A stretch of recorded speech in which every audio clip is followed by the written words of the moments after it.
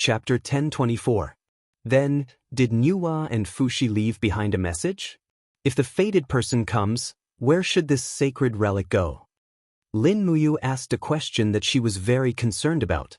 This, Luo Tianji pondered for a moment and said, I don't know either, but there are many rare treasures in this sacred relic. However, they are often coveted by people, and there were even a few times when they were almost stolen. Martial uncle, the Xianyuan sword in your hand was stolen from the sacred relic more than 1,000 years ago. Over the years, the dragon has chased away countless people who coveted it, but there are still some people with extraordinary cultivation who left this place alive. So, if martial uncle permits, please take the treasures in the sacred relic and my mission will be considered completed. Let me see the treasures first, how about it? Shi Yan said with a smile. Yes, yes. Luo Tianji nodded respectfully. He shook the handle of the wheelchair in his hand, and the wheelchair immediately flew into the air. Luo Tianji held a strange compass in his hand and turned it towards the stone wall in front of him. Immediately, starlight fell on the stone wall, and as if something strange was summoned, the stone wall slowly trembled. The next moment, a pair of giant arms separated from the stone wall and stretched out, and on the arms was a dazzling jade zither. Wow, Qin Yin and Tang Xiaoxi were instantly stunned. This jade zither was very exquisite and dazzling. They had never seen such an extraordinary 7-stringed zither in their lives. Moreover, it looked very antique and was obviously quite old. What is this? Lin Muyu asked. Luo Tianji said with a smile. This zither is called the Nuwa zither. It was made by goddess Nuwa using the trunk of a divine tree that was hundreds of millions of years old, and the strings were made from the whiskers of the deep-sea saint dragon. The Nuwa zither is indestructible, and when it is played, the sound it makes can be used to deliver all living beings from suffering, or it can be used to confuse people's minds, or it can be used to kill people invisibly. It all depends on the state of mind of the player. An item left behind by the exalted deity Nuwa. Lin Muyu frowned. I only remember that the treasure left behind by the exalted deity Nuwa is called the Nuwa stone. It was passed down when she mended the heavens. Luo Tianji couldn't help but laugh. Those are just legends, passed down from generation to generation. Although there is such a thing as the Nuwa stone, there is no such magical power. In comparison, the Nuwa zither is the real holy object. It is comparable to the magical power of the Xianyuan sword. It is also one of the most precious treasures in the Star Spirit Valley. Lin Muyu smiled happily and rose into the air. She opened her hand and sucked the Nuwa zither over. When the zither landed in her hand, she could feel an honest and sincere aura. It was indeed a good treasure. Beside her, Qin Yin's beautiful eyes were already blurred. She had been proficient in zither and chess since she was young. Ever since the 7-stringed zither left behind by her mother, Su Yun, she had never played it again. But now that she saw the Nuwa zither, her heart was instantly stirred. When Lin Muyu saw this, she smiled and said, Senior Luo Tianji, can I give this Nuwa zither to someone else? Of course you can. All the treasures in the divine remains are for you, martial uncle. You have the right to do whatever you want with them. Very well. Lin Muyu turned and handed the Nuwa zither to her. She smiled and said, Xiao Yin, it belongs to you from now on. Qin Yin's heart was beating fast. She murmured, But brother Yu, this is a holy object of the divine remains. How can it be given away so casually? It can't be given away casually. But it is not given to you casually. It is given after careful consideration. Lin Muyu's words were appropriate. She knew how to conduct herself. Qin Yin smiled and picked up the Nuwa zither. Suddenly, there seemed to be a spiritual fluctuation between her and the Nuwa zither. She could not help but hang in the air in shock. The Nuwa zither shone brightly. Streaks of starlight flowed on the zither. It was as if it had finally found its true master after waiting for thousands of years. Shi Yan smiled and said, Xing, congratulations. You have grasped another treasure. Sister Haiyan, what do you mean? Little fool, the Nuwa zither is a treasure. Have you forgotten your special ability? The eyes of blazing light, the aura field, and the great silent sound. Using the Nuwa Zither and the Eyes of Blazing Light, you can launch the most powerful spatial vibration attack in the world. This is the legendary Great Silent Sound technique. I don't need to teach you this. You can master it. Qin Yin was stunned. She nodded and said, yes. Lin Muyu suddenly thought of the demon Emperor Nushi in the Forest of No Return. Her weapon was also a zither. When she launched the sound attack, it was fatal. However, her aptitude was limited. Her godhood could not be compared to Qin Yin. Moreover, Qin Yin had the Eyes of Blazing Light. She was a natural controller of the realm. Then, when she launched the sound attack, it would become the most powerful spatial law attack in the world, just like Xian said. Seeing that Qin Yin loved the Nuwa Zither so much, Lin Muyu smiled and asked, Senior, do you have any other treasures? Time is of the essence. We cannot stay here for too long. Yes. Luo Tianji then spun the compass again. Suddenly, another huge arm extended from the rock wall. On it was an extremely dignified and exquisite armor. It was a deep red color and suffused with a faint blood-red glow. It was dignified and filled with a murderous aura. What is this? Lin Muyu liked it from the bottom of her heart. This is the Qiyu armor. Luo Tianji thought for a while and said, legend has it that during the battle between the gods and demons, the Xianyuan sword could not cut through this Qiyu armor even after hundreds of slashes. It only left a few marks on it. The material of the Qiyu armor is still a mystery. It is said that it is a strange iron that grew from the bones of the demon god Qiyu. Then, it was formed into this indestructible armor. I saw the scene when you fought with the Qiyu armor. If you wear the Qiyu armor, you will not be afraid of the Qiyu dragon's windsaw. Lin Muyu glanced at it. The Qiyu armor was divided into upper body armor, leg guards, knee guards, wrist guards, and so on. It was indeed a precious treasure, especially since she had just gained a foothold in the 64 domains and was bound to experience many battles between the gods in the future. One Qiyu armor was enough to give her an absolute advantage. Moreover, the design of this armor was for men, so it was not suitable for women like Qin Yin and Tang Xiaoxi. Hence, she was the most suitable one. Hence, she asked without hesitation, can I have it? Of course. Luo Tianji couldn't help but smile. You are joking, martial uncle. This treasure was originally prepared for you. Good. Lin Muyu was overjoyed. Her weapon was the Xianyuan sword. As for armor, only the Qiyu armor could match the Xianyuan sword. He was just right. There had never been an armor that was truly to her liking. She took off the Qiyu armor and held it in her hands. It was not as heavy as she had imagined. It was indeed a treasure. After taking off the cloak and putting on the Qiyu armor, she put on the dark green cloak again. Suddenly, her entire temperament changed. In addition to Lin Muyu's originally handsome and elegant appearance, Qin Yin, Tang Xiaoxi, and even Shi Yan were stunned. Just as Luo Tianji said, this Qiyu armor was simply tailor-made for Lin Muyu. What do you think, martial uncle? Luo Tianji asked. It fits me perfectly. Lin Muyu waved her arms in delight. She realized that the armor did not affect her movements at all.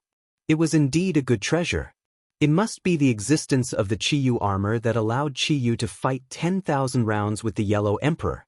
After tying up the cloak, Lin Muyu asked, then, what other treasures are there in the divine remains? Luo Tianji said, there are a total of 4 extremely rare treasures in the sacred remains, the Xianyuan sword, the Nuwa Zither, and the Qiyu armor. The last one is a divine weapon known as the Hoi Bao, but this Hoi Bao was stolen from the sacred remains more than 7,000 years ago. After asking around for a long time, I finally found out that this Hoi Bao was hidden in the headquarters of the heaven-devouring realm. The heaven-swallowing domain? Lin Muyu frowned. Luo Tianji's face showed a trace of hatred. Back then, the people of the heaven-swallowing domain broke into the Star Spirit Valley and destroyed the other 2 mechanical beasts I painstakingly made. They severely injured the Zai Dragon, smashed the right hull of the divine remains, and stole the Hoi Bao. Until now, I have not been able to get it back. Martial uncle, it's all my fault for not guarding the sacred treasure left by the exalted immortals. No, it's not your fault. Lin Muyu waved her hand, a faint coldness in her eyes. You've tried your best. It's the people of the heaven-swallowing domain who are too strong. If it were someone else, the heaven-swallowing domain would have already destroyed the Star Spirit Valley. Luo Tianji took a deep breath and said, My greatest wish in this life is to take back the Xianyuan sword and the Ho Yi Bao. Now that the Xianyuan sword is in your hands, only the Ho Yi Bao is left.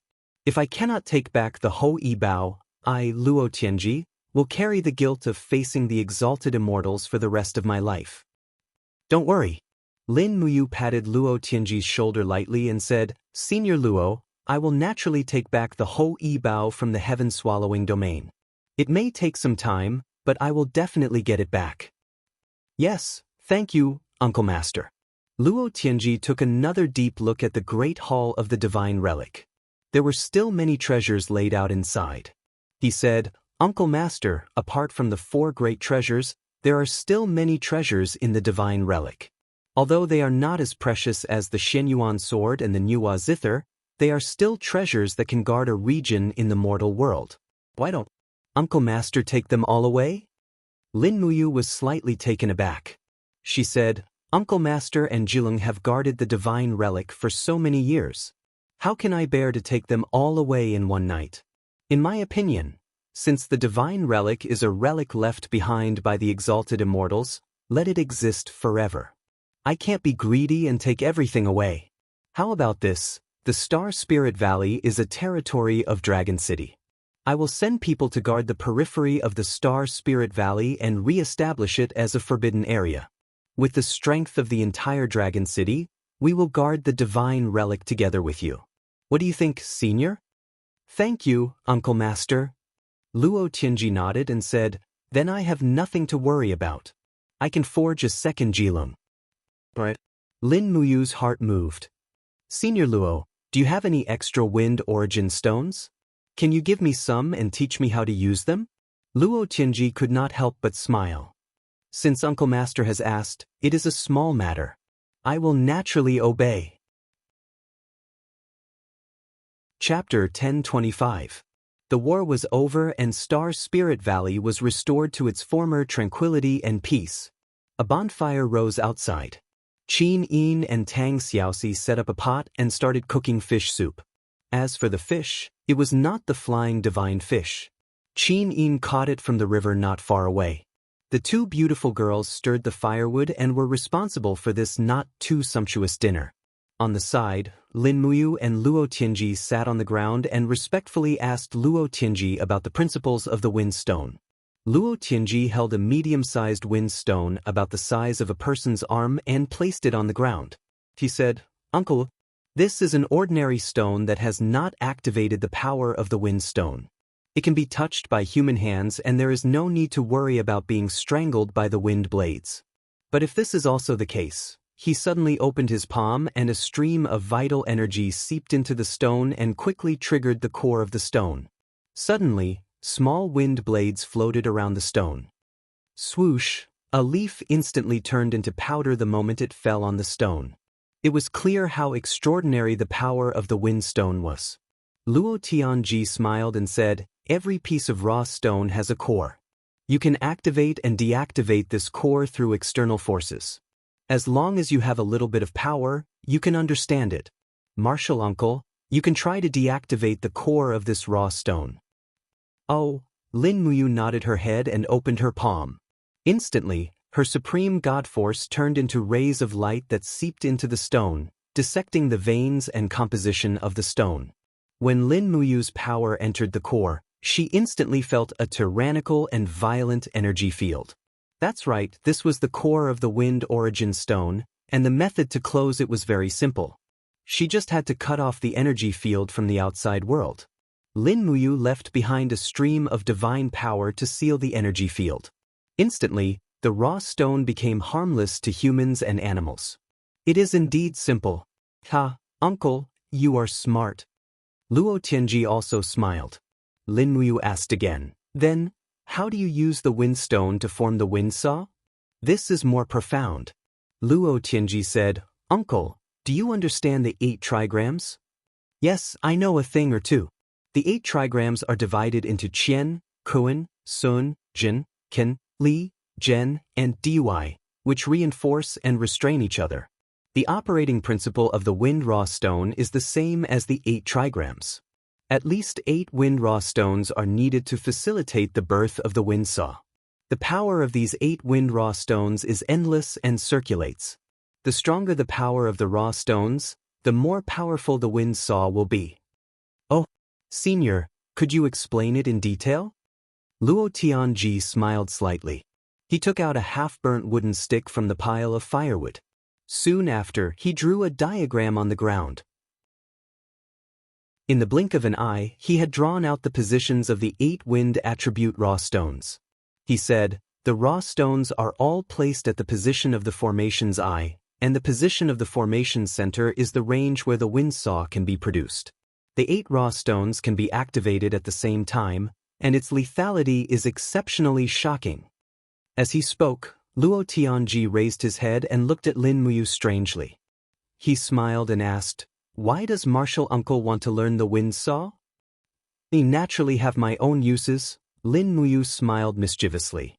In her mind, however, the scene of countless dragon knights dancing in the air but falling one by one under the attack of the invisible wind saw appeared. What a moving scene! After a while, the fish soup was made. Qin Yin and Tang Xiaoxi had camped outside with Lin Muyu countless times over the years. They had long developed good culinary skills.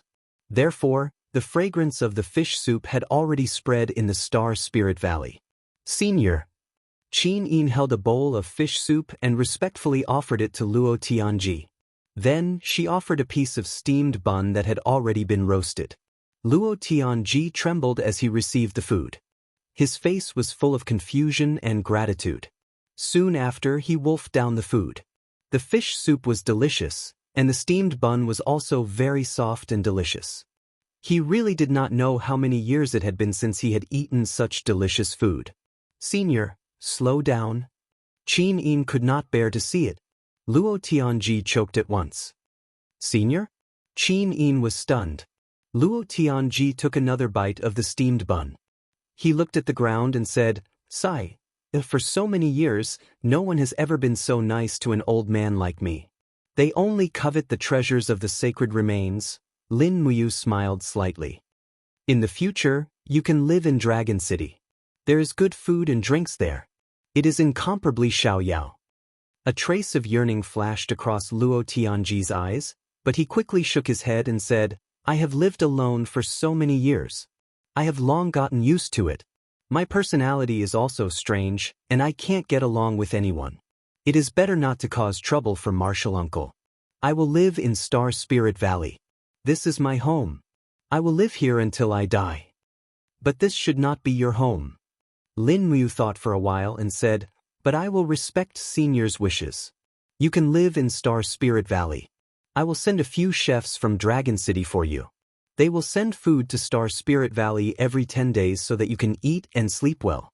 When I find a way to leave the ancient mystery territory, I will bring you to the realm of the gods. The Eastern Heaven realm is so big, you will have a foothold there." "The realm of the gods?" Luo Tianji's lips twitched. He said, "If that is really possible, Martial Uncle will give me a new lease on life. Me first. We will talk after we are full." Yes. While chewing on the soft steamed bun and tasting the delicious fish soup, Luo Tianji sat there with mixed feelings in his heart. Looking at Lin Muyu and the others, he was thinking how good it would be if he could have a few children like this. It would be 1,000,000 times better than guarding here for 10,000 years in the cold cave. On the side, Qin Yin, who had finished her meal, placed the Nuwa zither across her legs and lightly played the strings. Suddenly, the graceful Qin Yin's voice echoed in the valley. It was a song of autumn geese that had not been played for a long time. She would take it as a way to help everyone after the meal. The boundless heaven and earth, the majestic mountains and rivers, the cold moonlight shone into the battlefield. The rice river was green, the cool breeze was blowing. The empire's warriors went to the death of the nation, killing all the jackals and wolves. A life of frivolity who will soothe my wounds. The road home can no longer be seen longing to wear out one's eyes. only to sigh at the high mountains and long rivers unhindered in all directions, forever defending the nation. What harm is there in my soul returning to the ends of the earth? Where will the warrior whose battle robe is broken be buried? Autumn geese, please bring my soul back to my hometown. After the song, Qin Yin and Tang Xiaoxi's eyes were red. Lin Muyu also felt a little sour in her heart. She had left the empire for a year. How could she not miss the land where she lived for more than 10 years? She did not miss Feng Jixing, Chu Yao, Jin Xiaotang, and the others who stayed there. This was something she had to do. Only with great power could she guard the continent forever. That night, Lin Muyu, Qin Yin, and the others left Star Spirit Valley.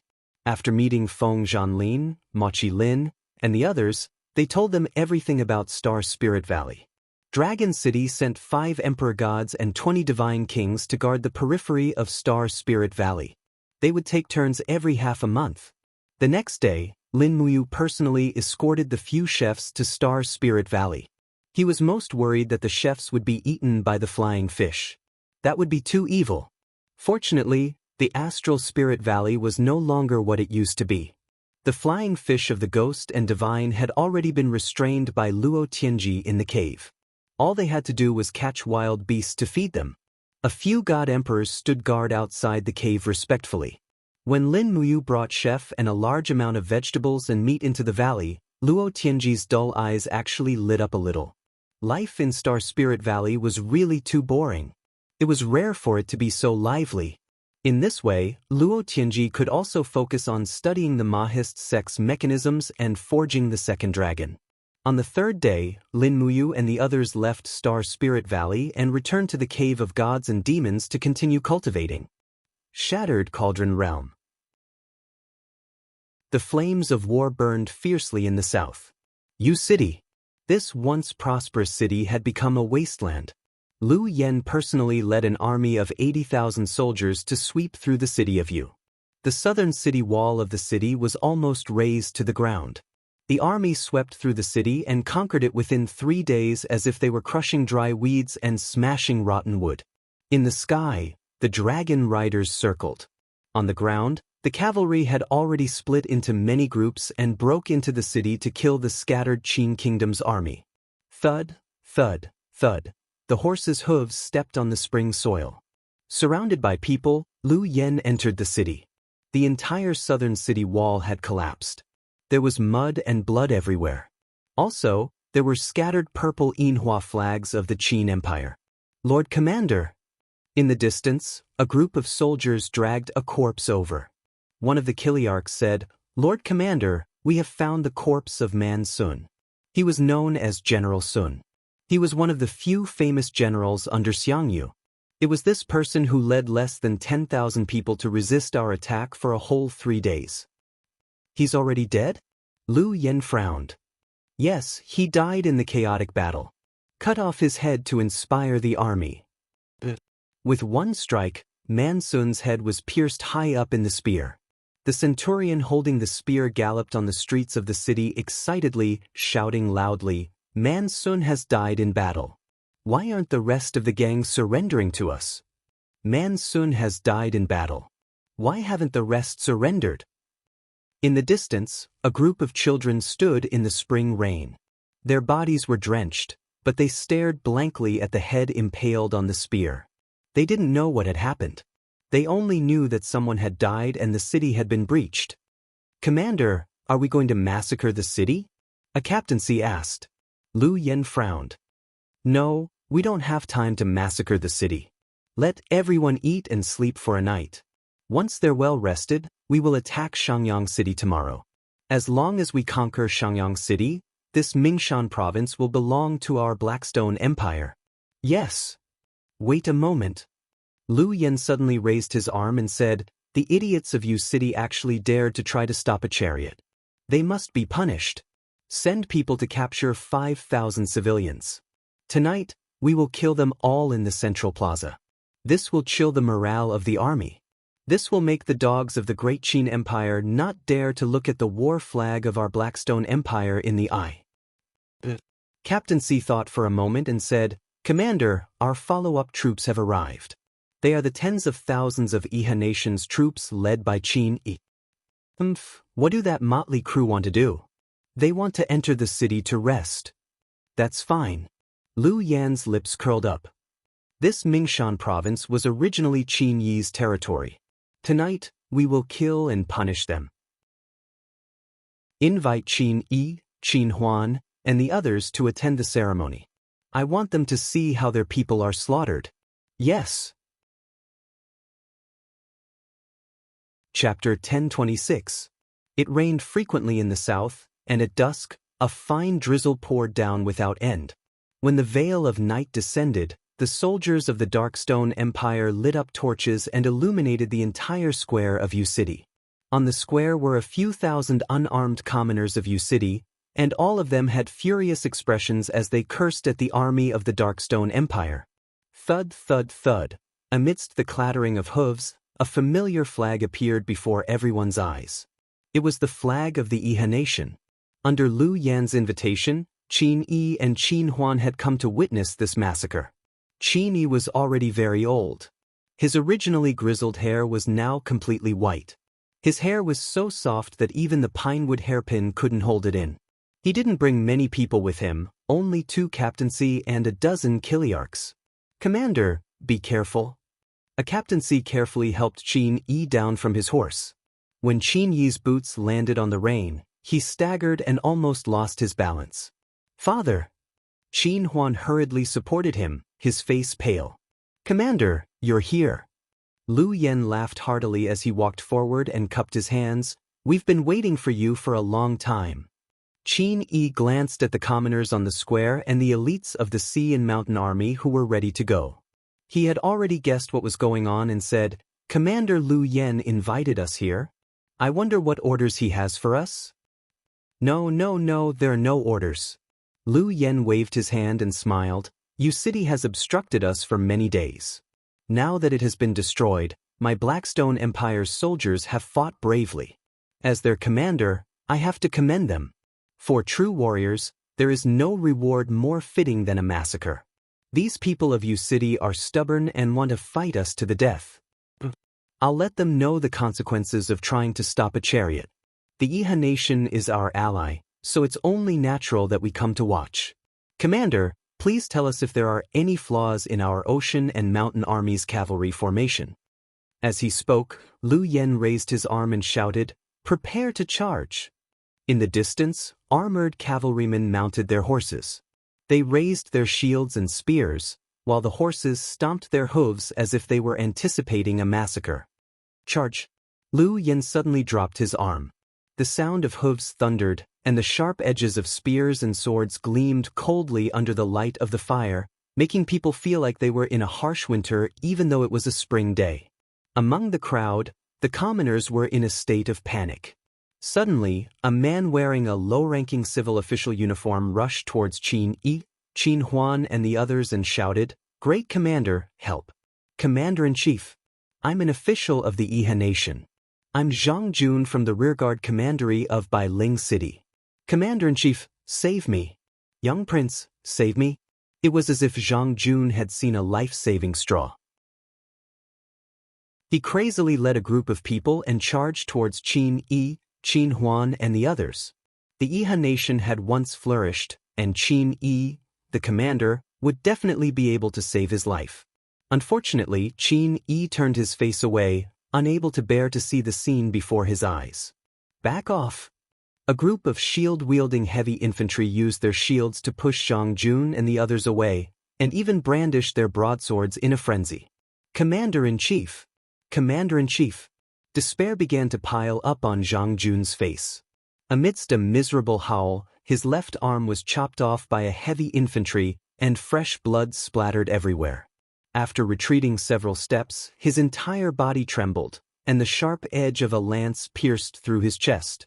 It was a black iron lance commonly used by the heavy cavalry of the Blackstone Empire. That heavy cavalry with sharp eyes and quick reflexes spurted his horse past Zhang Jun, grabbing the handle of the lance and pulling it out of Zhang Jun's chest. For a moment, blood and internal organs splattered everywhere. Plop! Zhang Jun weakly knelt on the ground, but his gaze remained fixed in the direction of Qin Yi and Qin Huan until he lay down perfectly straight, becoming a corpse that was gradually cooling down. Qin Yi looked at the dead Zhang Jun with a calm expression, seemingly without the slightest sorrow or joy. Meanwhile, Qin Huan clenched his fists tightly. How could a hot-blooded person like him endure this kind of torture? He clenched his teeth and said, "Commander Lu Yen, these commoners are only unarmed farmers and craftsmen. Why must you be so ruthless? Commander, please be lenient. Is Young Highness pleading for this group of rebels?" Lu Yen looked at him and faintly smiled. "Is that so? You can say that?" Qin Huan said in a low voice. "Don't give me that." Lu Yen sneered. "Was Young Highness this kind of benevolence when you controlled half of the empire? I'm afraid not. As the saying goes, the merciful cannot command an army. Young Highness should understand such a simple truth.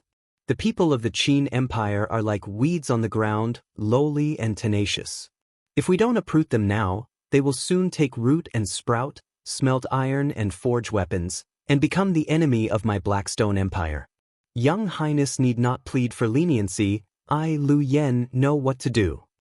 But don't say any more, unless Young Highness wants to become one of them." Lu Yen waved his hand and smiled. "The Commander-in-Chief is an outstanding talent of Lingnan. Although I, Lu Yen, am ruthless, I still want to leave a bloodline for the Lingnan Qin family. I hope Young Highness knows what you should do and what you shouldn't do." Qin Huan was startled and didn't say anything else. Lu Yen was someone who would do what he said. He was not just an ordinary kind of ruthlessness. At this time, Lu Yan's advisor, Bailey Yen, walked forward in a black robe and respectfully cupped his hands at Qin Yi. "I am Bailey Yen, greeting the Commander-in-Chief of the Iha Nation." Qin Yi nodded. "Mister, you don't have to be so courteous. If you have any orders, just say them. Then I won't beat around the bush. The Haitian army has been attacking Yu City for days and has suffered heavy casualties. The soldiers need rest, so I would like to ask the Commander-in-Chief to lead the Iha Nation's army of 100,000 to open a path in front and attack Xiangyang City like lightning.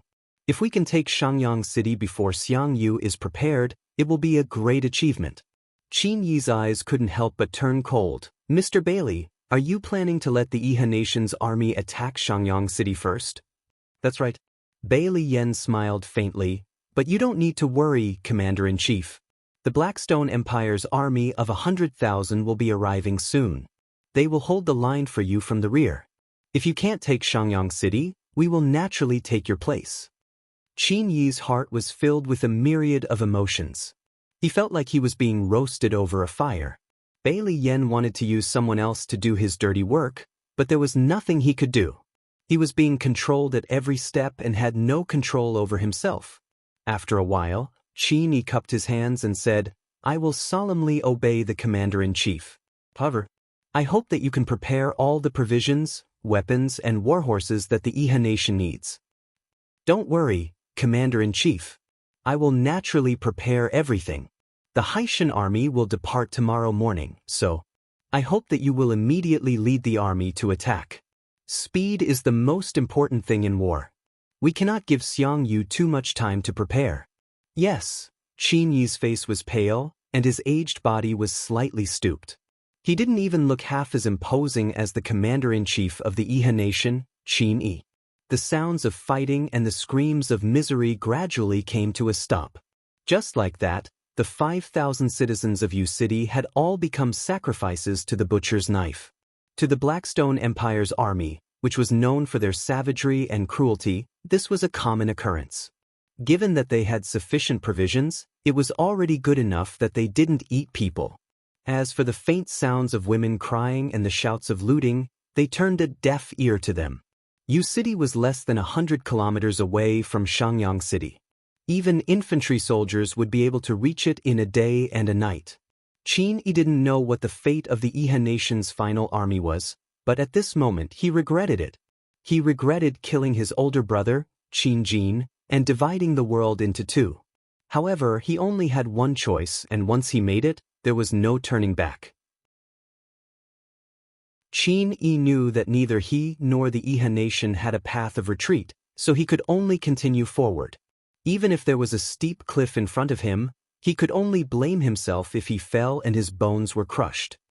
At the east of Xiangyang City, the Darkstone Empire's army in the city streaked towards Xiangyang City in an endless stream while the cavalry at the front had already set up camp less than 2.5 kilometers away from Xiangyang City. It was taboo for the cavalry at the front to advance rashly. However, this powerful army was led by the Darkstone Empire's dragon riders, Fu Yun. The few tens of dragon riders circling in the air were enough to make the imperial army of the Great Qin Empire in Xiangyang City tremble with fear.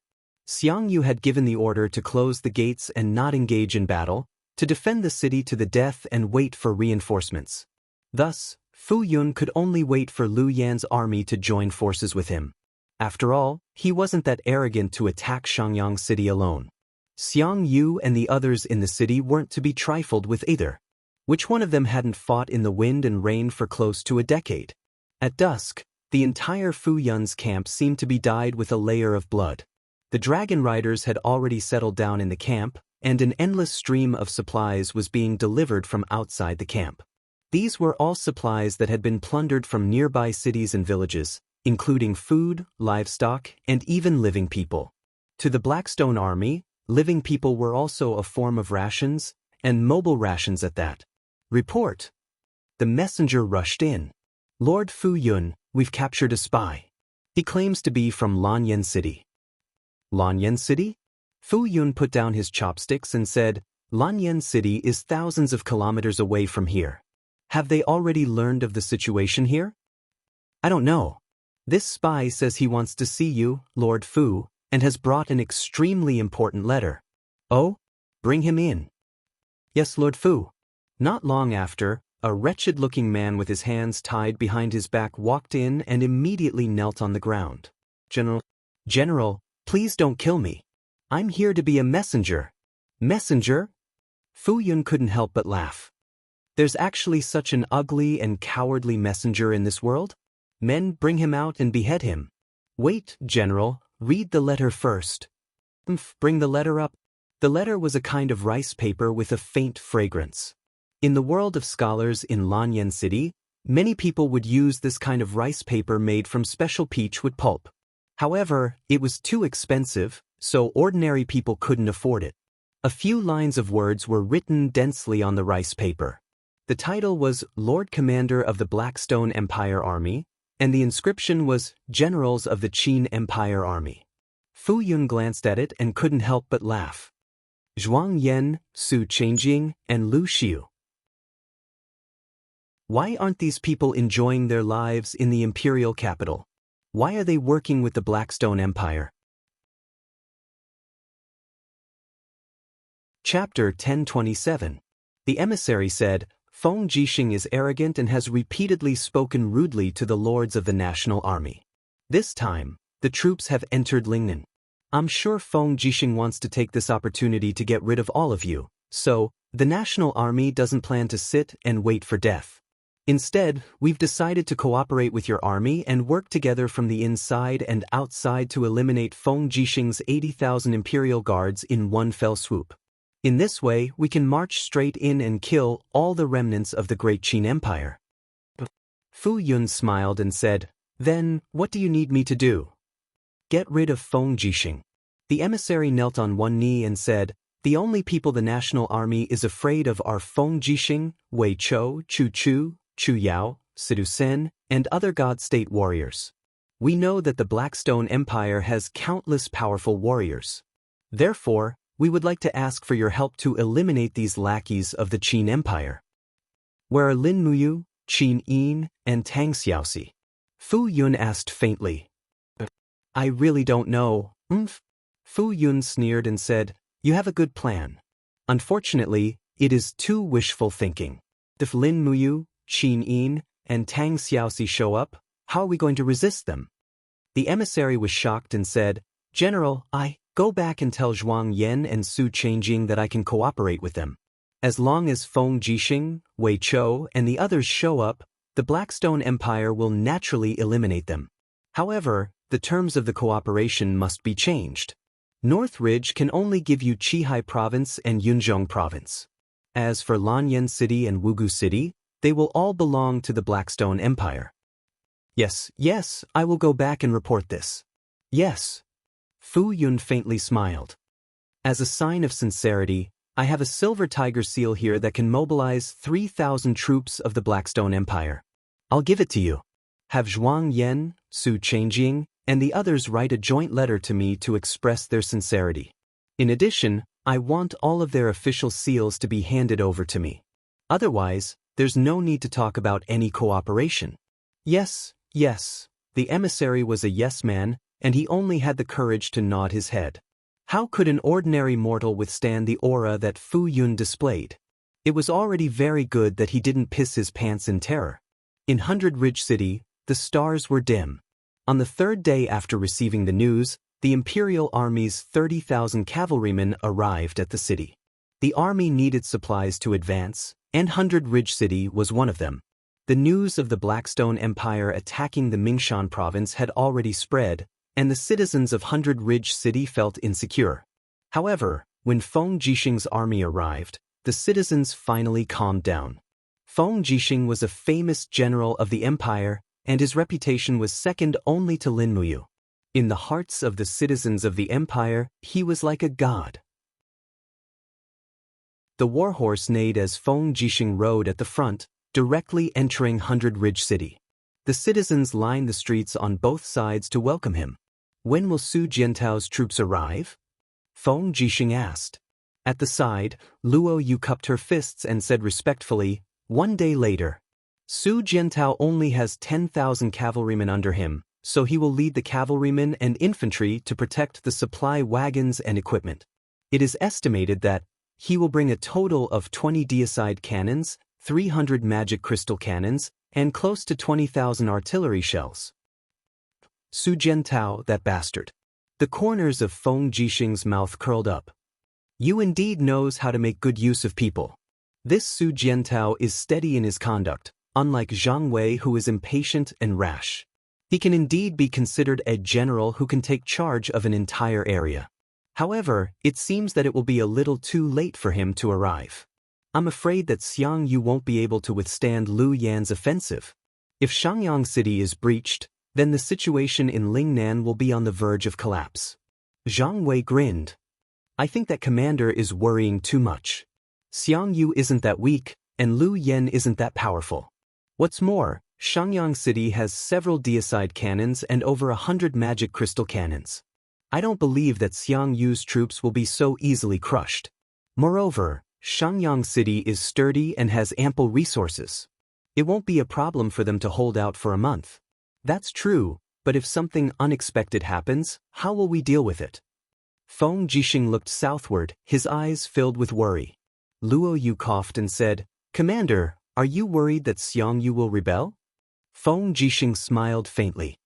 I don't know what I'm worried about either. As for Xiangyu, his loyalty to Her Highness Yin is still trustworthy. However, it's hard to say whether a person can maintain his faith in a difficult situation. If we delay, I'm afraid that we will disappoint Xiangyu. Therefore, the earlier we arrive at Xiangyang City, the better. Then what do you plan to do, Commander? Order the army to rest here for a day. The day after tomorrow, when Su Jiantao's troops arrive, they will immediately bring his cavalry to reinforce Xiangyang City. Then, Luo Yu's expression was a little worried as she said, What about the National Army? By this time tomorrow, the front of the National Army might have already arrived. Are we going to hand 100 Ridge City over to the National Army? Bring the National Army with you. The next day, Su Jiantao led an army of 50,000 troops to Bailing City and joined forces with Feng Jixing. Together with the National Army's tens of thousands of troops, they headed for Xiangyang City together. At this time, the situation outside Xiangyang City was already tense. The sun was high up in the sky, and it was almost noon. The Iha country's army of 100,000 was in formation outside the city. On the city wall, Xiangyu held his bloodthirsty spear and looked coldly into the distance. There was a rider galloping towards them, holding the flag of the Iha country. He seemed to be a negotiator. Don't shoot. Let him come to the city wall, Xianxia said faintly. A group of archers lowered their bows. Below the city wall, the general holding the flag of the Iha country had a pockmarked face. He was about 30 years old and wore the title of captaincy. He looked at the city wall from afar and shouted, "Where is Duke Yu?" Xianxia leaped up and stood proudly in the air. "I'm here." The pockmarked face laughed loudly. "Duke Yu, do you still remember me, Lu Yang? Cousin Lu Zhao, Lu Yang. I remember you. Duke Yu indeed has a good memory." Lu Yang laughed. This time, Commander Qin Yi led 100,000 troops to form an alliance with the Blackstone Empire to recover the lost land in Lingnan. Wherever the army passed, it was like the autumn wind sweeping away the fallen leaves. Duke Yu is a smart man. Don't be like a mantis trying to stop a chariot. You can also gain the reputation of a marquis. What do you think, Duke Yu? Xianxia laughed loudly. The remnants of the Iha country are like stray dogs. Now, they are being held hostage by the bandits of the Blackstone Empire. Please go back and tell Qin Yi that the only reason the Iha country has been defeated again and again for the past 10 years is that it does not have a true backbone. Your entire country is a bunch of spineless trash. If you had half the tenacity and bravery of the Qin Empire, would you have fallen to such a state? You! Lu Yang was furious. He pointed his spear at Xianxia and said, "Are you really going to put up a stubborn resistance?" Xianxia smiled faintly. "If the Iha country wants to attack the city, then attack. What's with all this nonsense? Lu Yang, you are Lu Zhao's cousin. Although you are not as powerful as Lu Zhao, your ability to bend your knees is not inferior to Lu Zhao's. Fine, just you wait." Lu Yang left with a red face. On the city wall, the old general Lu Yongchang frowned. "Duke Yu, why did you provoke Lu Yang? Once this kind of villain goes crazy and bites people, it will be terrible." Xiangyu's eyes were cold. He suddenly looked up at the sky and sighed. "I need to give the world an explanation. I need to give an explanation to the ancestors of the Xiang family." "What explanation?" Xiangyu said faintly. "For so many years, there have been rumors in the empire that I colluded with Qin Yi and the Iha country. They say that I, Xiangyu, am not a subject of the Qin family. Now is a great opportunity. Even if I have to bleed dry, I will prove to the world that the word betrayal has never been in the Xiang family's teachings." Lu Yongchang was speechless. Perhaps Xianxia was right. They had to face the Iha country. A bloody battle was coming. Below the city, the war drums rumbled. The Iha country's formation began to change. Large-scale siege chariots and scaling ladders appeared among the crowd. They approached the city under the protection of the heavy shield-bearers. Lu Yongchang raised his arm. "Aim the magic crystal cannons. Once they are within range, fire immediately. But remember, don't waste any cannonball. Fire one every 15 minutes. Just delay the Iha country's attack. There is no need for us to waste time with the Iha country. The real enemy is behind them." Boom, boom, boom. Mushroom clouds rose from the ground outside the city. The improved magic crystal cannons were even more powerful. The difference in equipment between the two sides was too great. The Iha country did not even have a single heavy cannon. How could they be a match? In the blink of an eye, they had already suffered heavy losses. Many soldiers even lost their will to fight and began to retreat. "Don't retreat. Attack with me." Lu Yang raised his long saber and shouted loudly. But it seemed to be meaningless. A large number of Iha country soldiers still retreated. They were already scared out of their wits by the power of the magic crystal cannons. Qin Yi and Qin Huan stood on the general's platform in silence. Right at this moment, there was chaos in the rear. A group of sea and mountain army soldiers on war horses had arrived. Lu Yen held his long sword and shouted, "Qin Yi, where is your law enforcement team? Why aren't you enforcing the law immediately when there are deserters?" Qin Yi said shakily, "Commander Lu Yen, the enemy's cannons are too powerful. We also, what nonsense are you spouting?" Lu Yen roared. "Orders must be strictly enforced. Deserters must be severely punished. Men, come with me and kill them." Behead anyone who turns back. Hundreds of Blackstone Empire cavalry raised their sabers and charged over. Without any explanation, they began to kill the Iha country soldiers. Bastard! On the general's platform, Captain Lin Sun unsheathed his sword and roared, "Lu Yen is too much. I can't take it anymore. I'd rather fight to the death with the Blackstone Empire than suffer this humiliation." In the distance, Lu Yen raised his eyebrows and said, "Yo, it's rare for the Iha country to have a general with backbone. Come, I'll wait for you to kill me." Qin Huan hurriedly shouted, "Lin Sun, are you crazy? You're a soldier. How can you go against your superiors without orders? Retreat immediately." Lin Sun gritted his teeth but didn't retreat. "Men, disarm and drag him down." Qin Yi said indifferently, "Commander." Lin Sun's eyes were filled with tears. "We've been bullied to this extent. Do we still have to swallow this humiliation?" "Drag him down." Qin Yi's gaze was indifferent. "Without my orders, Lin Sun cannot be reinstated. A bunch of cowards." Lu Yen smiled fiercely and sheathed his blood-stained sword. He said, "Attack the city. Kill anyone who dares to fight." Chapter 1028. On the 20th day of the 4th month, a dense horde of cavalry swept in from the north. The banners of the Imperial Army, Songnan Army, and National Army fluttered in the wind, looking imposing. However, when the army was about 20 li away from Xianxia City, Feng Jixing ordered them to stop and set up camp, forming a standoff with the Blackstone Empire's army. On the other hand, the Iha nation's army had been attacking Xianxia City for the past 2 days. Not only had they failed to conquer the city, but they had also lost more than 20,000 soldiers. Thousands of people had even died at the hands of Lu Yan's law enforcement squad. At night, the entire Iha nation's defeated camp was dead silent. Inside the large tent, Qin Yi sat on the commander's seat. The candlelight beside him flickered in the strong wind as if it would go out at any moment. Qin Huan, Lu Yang, and the others stood on either side of him with ugly expressions on their faces. "We cannot continue attacking like this." Qin Huan gritted his teeth. "Otherwise, the last of the Iha bloodline will all die here. Royal Father, we cannot continue to be controlled by Lu Yan. Lu Yan's heart is like a jackal. He has no intention of cooperating with the Iha kingdom at all. Instead, he is using the blood of the Iha kingdom soldiers to deplete Xianxia City's heavy cannons and arrows. Once the Iha kingdom loses its value, Lu Yan will definitely not let us off." Lu Yang was stunned and said in a low voice, "Young Highness, lower your voice. The walls might have ears, huh?" Qin Huan could not help but laugh. "We are so careful. Are we still the Iha kingdom of the past?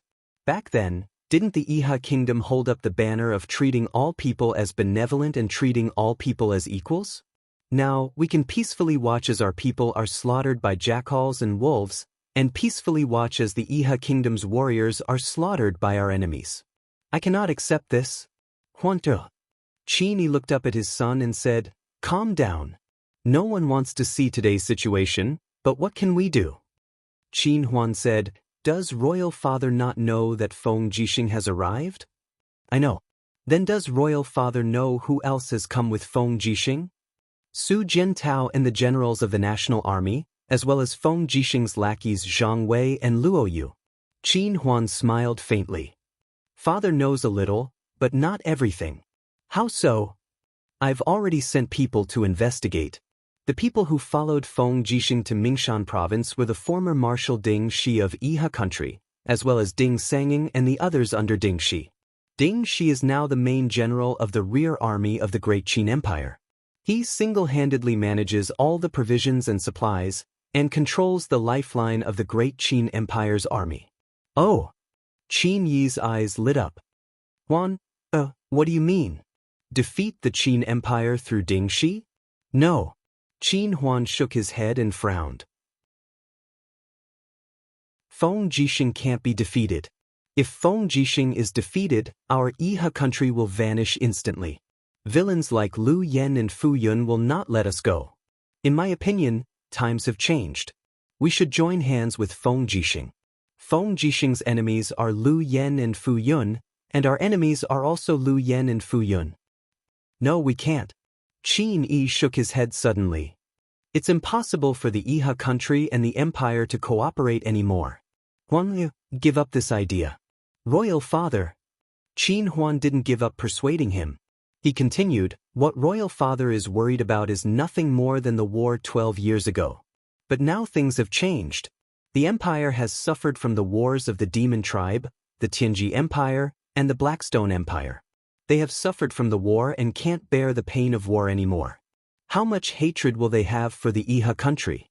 But now, Feng Jixing has less than 100,000 soldiers, while Lu Yan and Fu Yun have about 140,000 soldiers.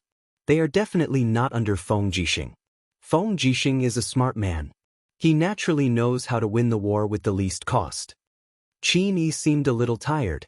He leaned back on the chair softly and said, what do you think?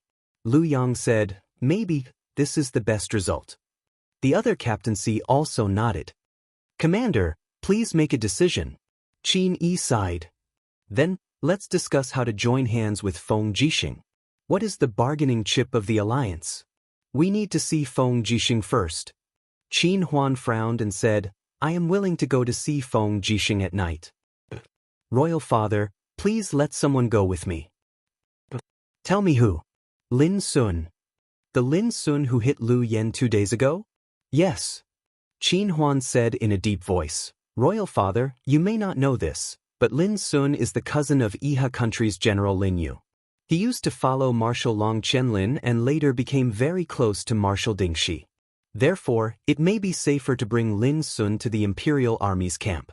After all, even if Ding Shi doesn't give me face, he will at least give face to his old friend, Lin Sun. But do you know how dangerous this trip will be? I know, but I am willing to take the risk. Permission granted. Qin Yi waved his hand slightly and said, You and Lin Sun should change into the clothes of craftsmen and pretend to be laborers who are transporting wood for the catapults. Otherwise, Lu Yan and Fu Yun will never let you go. Yes, I know. On the way, take care. Qin Yi looked at him deeply and suddenly felt a pain in his heart.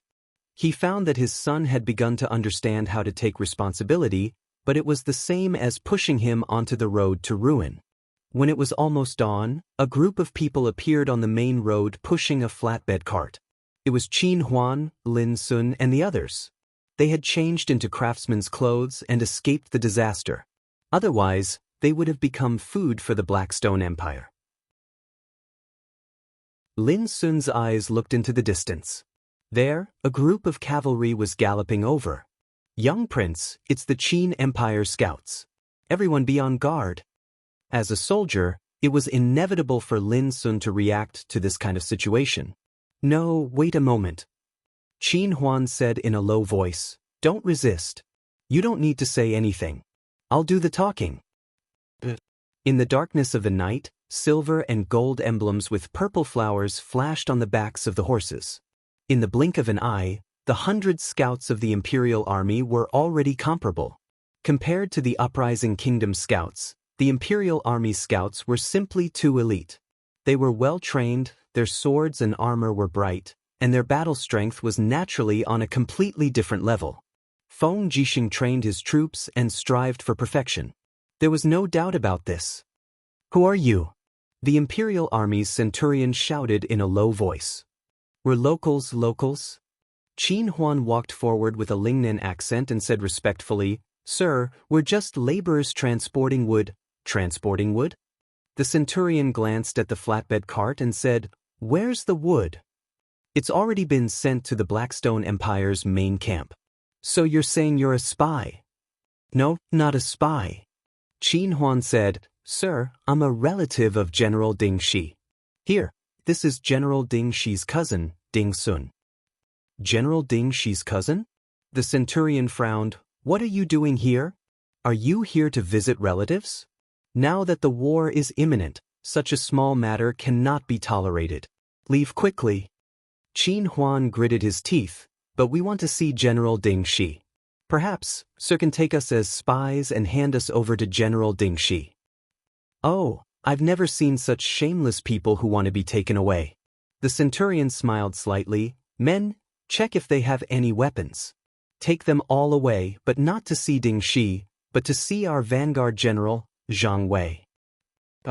Qin Huan was shocked. The sky gradually brightened.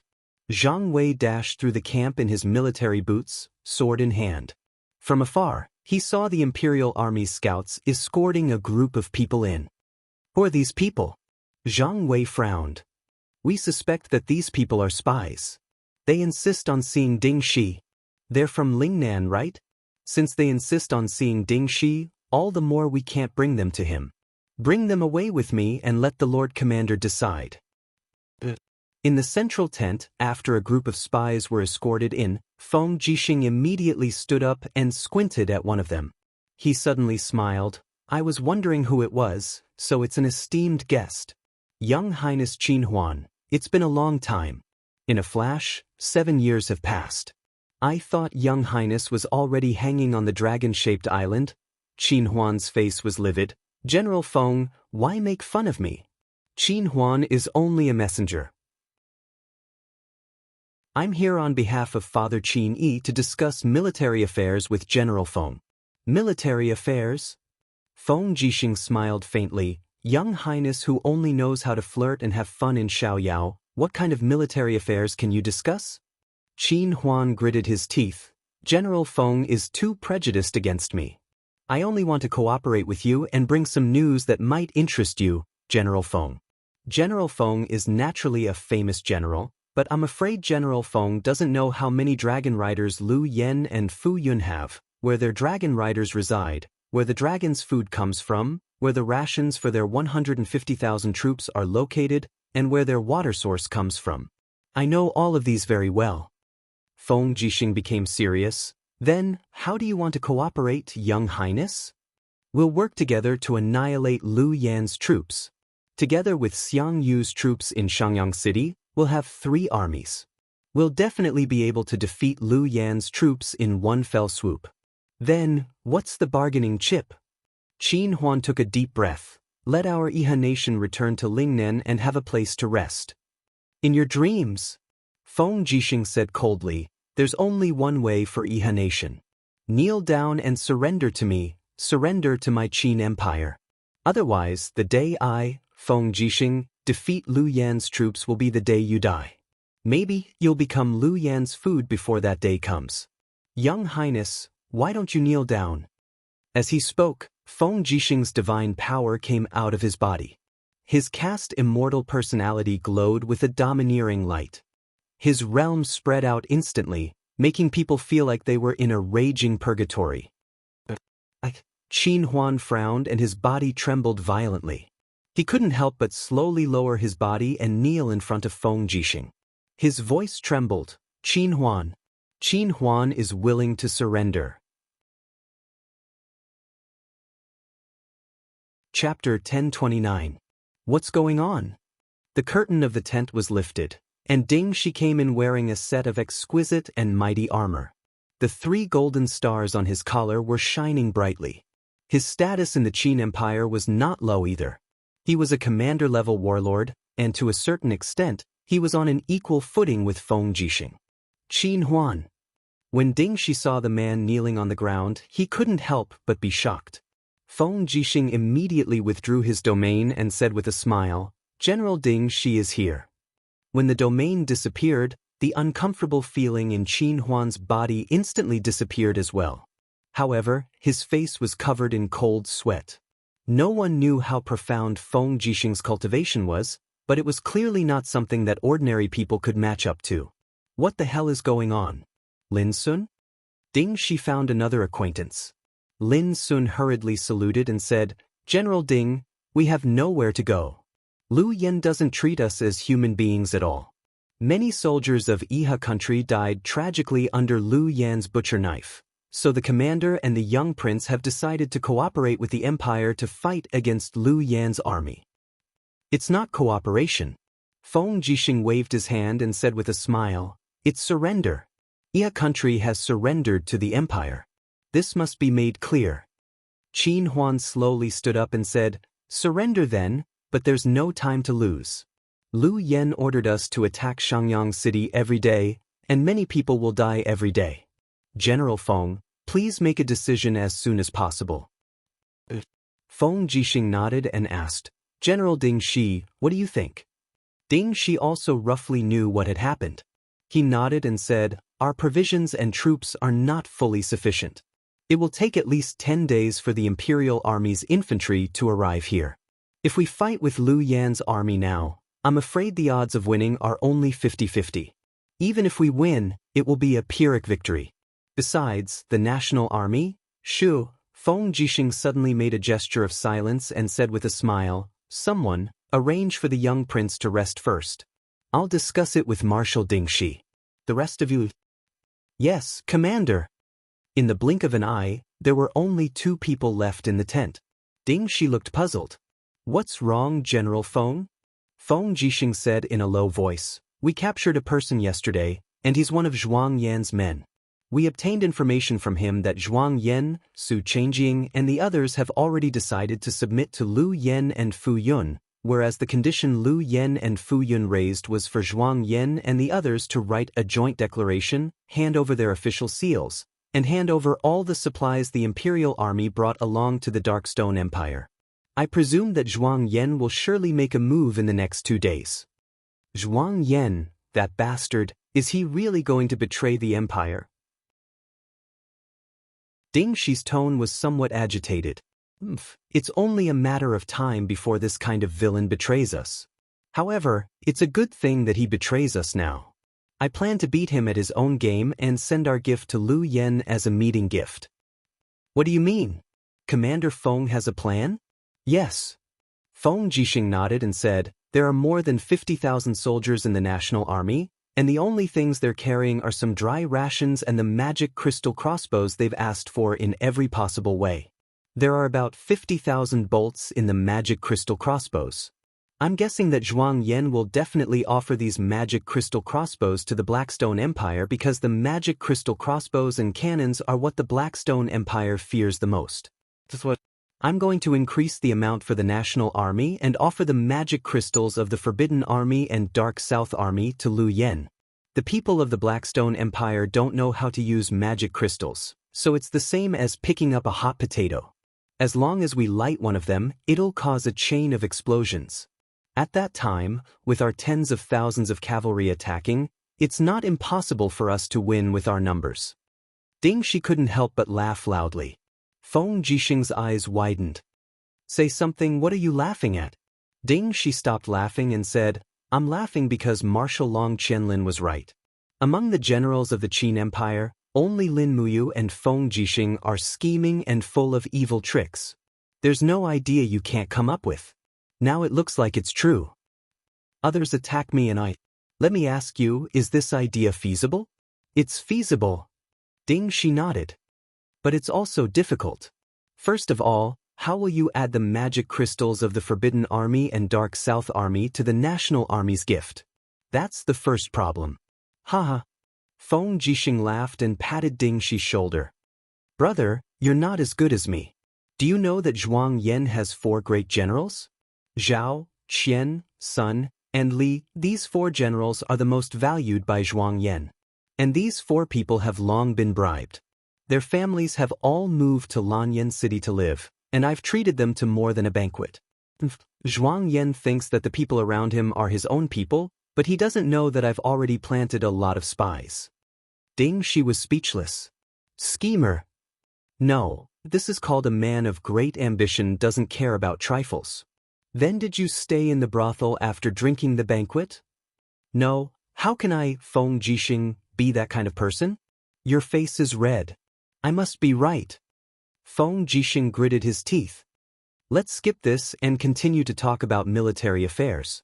This matter still needs General Ding Shi's cooperation to ensure that nothing goes wrong. General Feng, please speak. From today on, I'll hand over all the defense of the camp to you. Once Zhuang Yan and the others make a move, General only needs to chase and kill them. There's no need to kill them all, just send them to Lu Yan's camp. And I'll naturally train my troops and wait for this massacre. All right.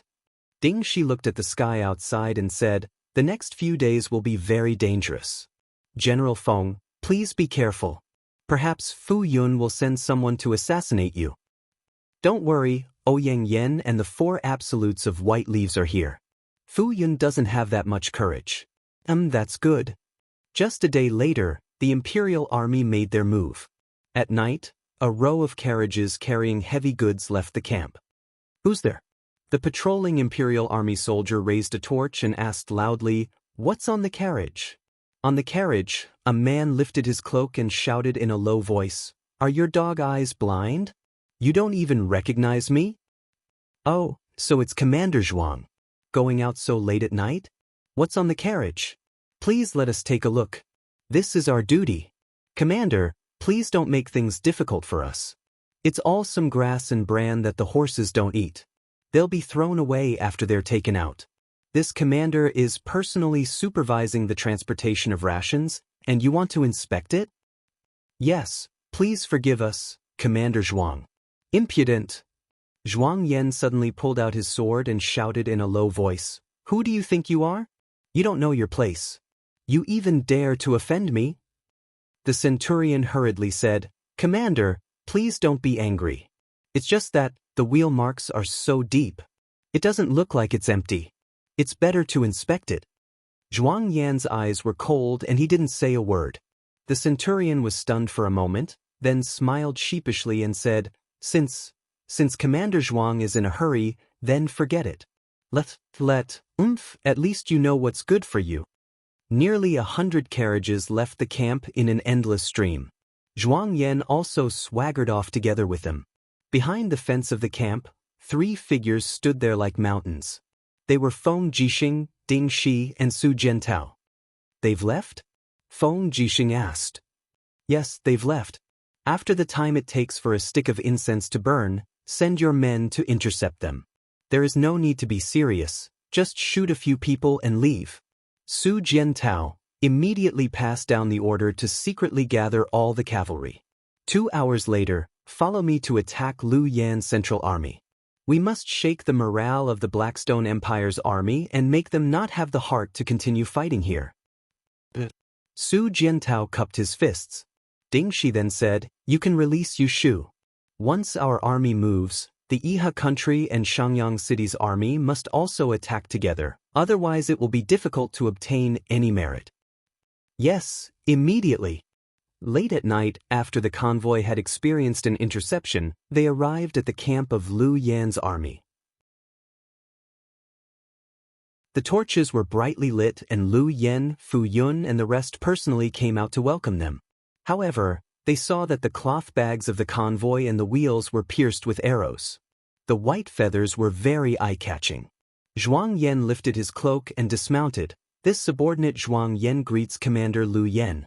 Liu Yan sneered and did not speak. In his eyes, Zhuang Yan was just a dog wagging its tail and begging for pity. "Inspect the goods." A group of soldiers came forward and used their spears to pierce through the goods on the carriages. Other than the dried cattle and sheep, there were carriages full of magic crystal reserves.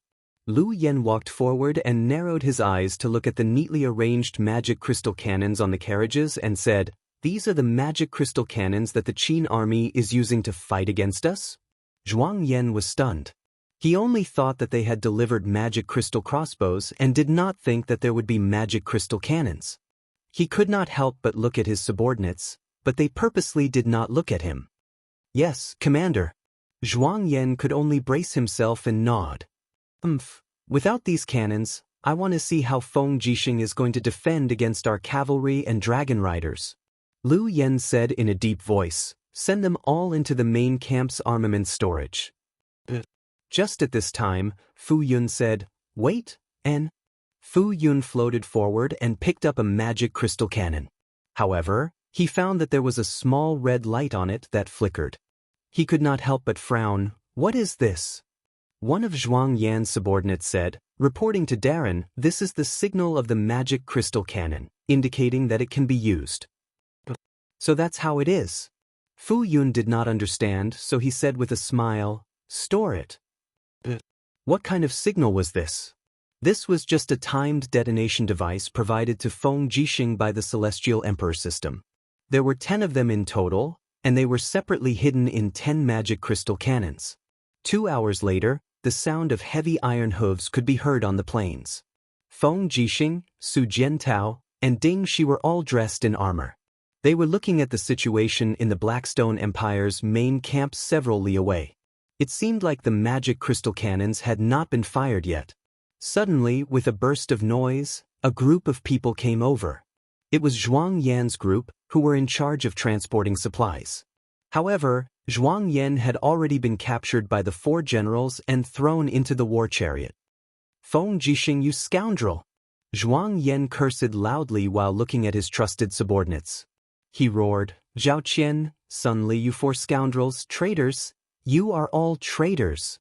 General Feng, how should we deal with this person? Feng Jixing urged his horse forward and looked at Zhuang Yan with disdain. He smiled and said, Zhuang Yan, Su Changjing, Lu Xiyu, and the others have committed treason. According to the law, they should be executed. Men, behead Zhuang Yan and use his blood as a sacrifice to the flag. Zhuang Yan cursed as his head was chopped off. Blood splattered 3 feet and dyed half of the Imperial Army's flag red. Right at this moment, the light from the magic crystal cannons suddenly soared into the sky. The detonation was a success. Feng Jixing slowly pulled out the Azure Dragon Saber and shouted in a low voice, Brothers, charge into the main camp. It is time to render meritorious service to the country.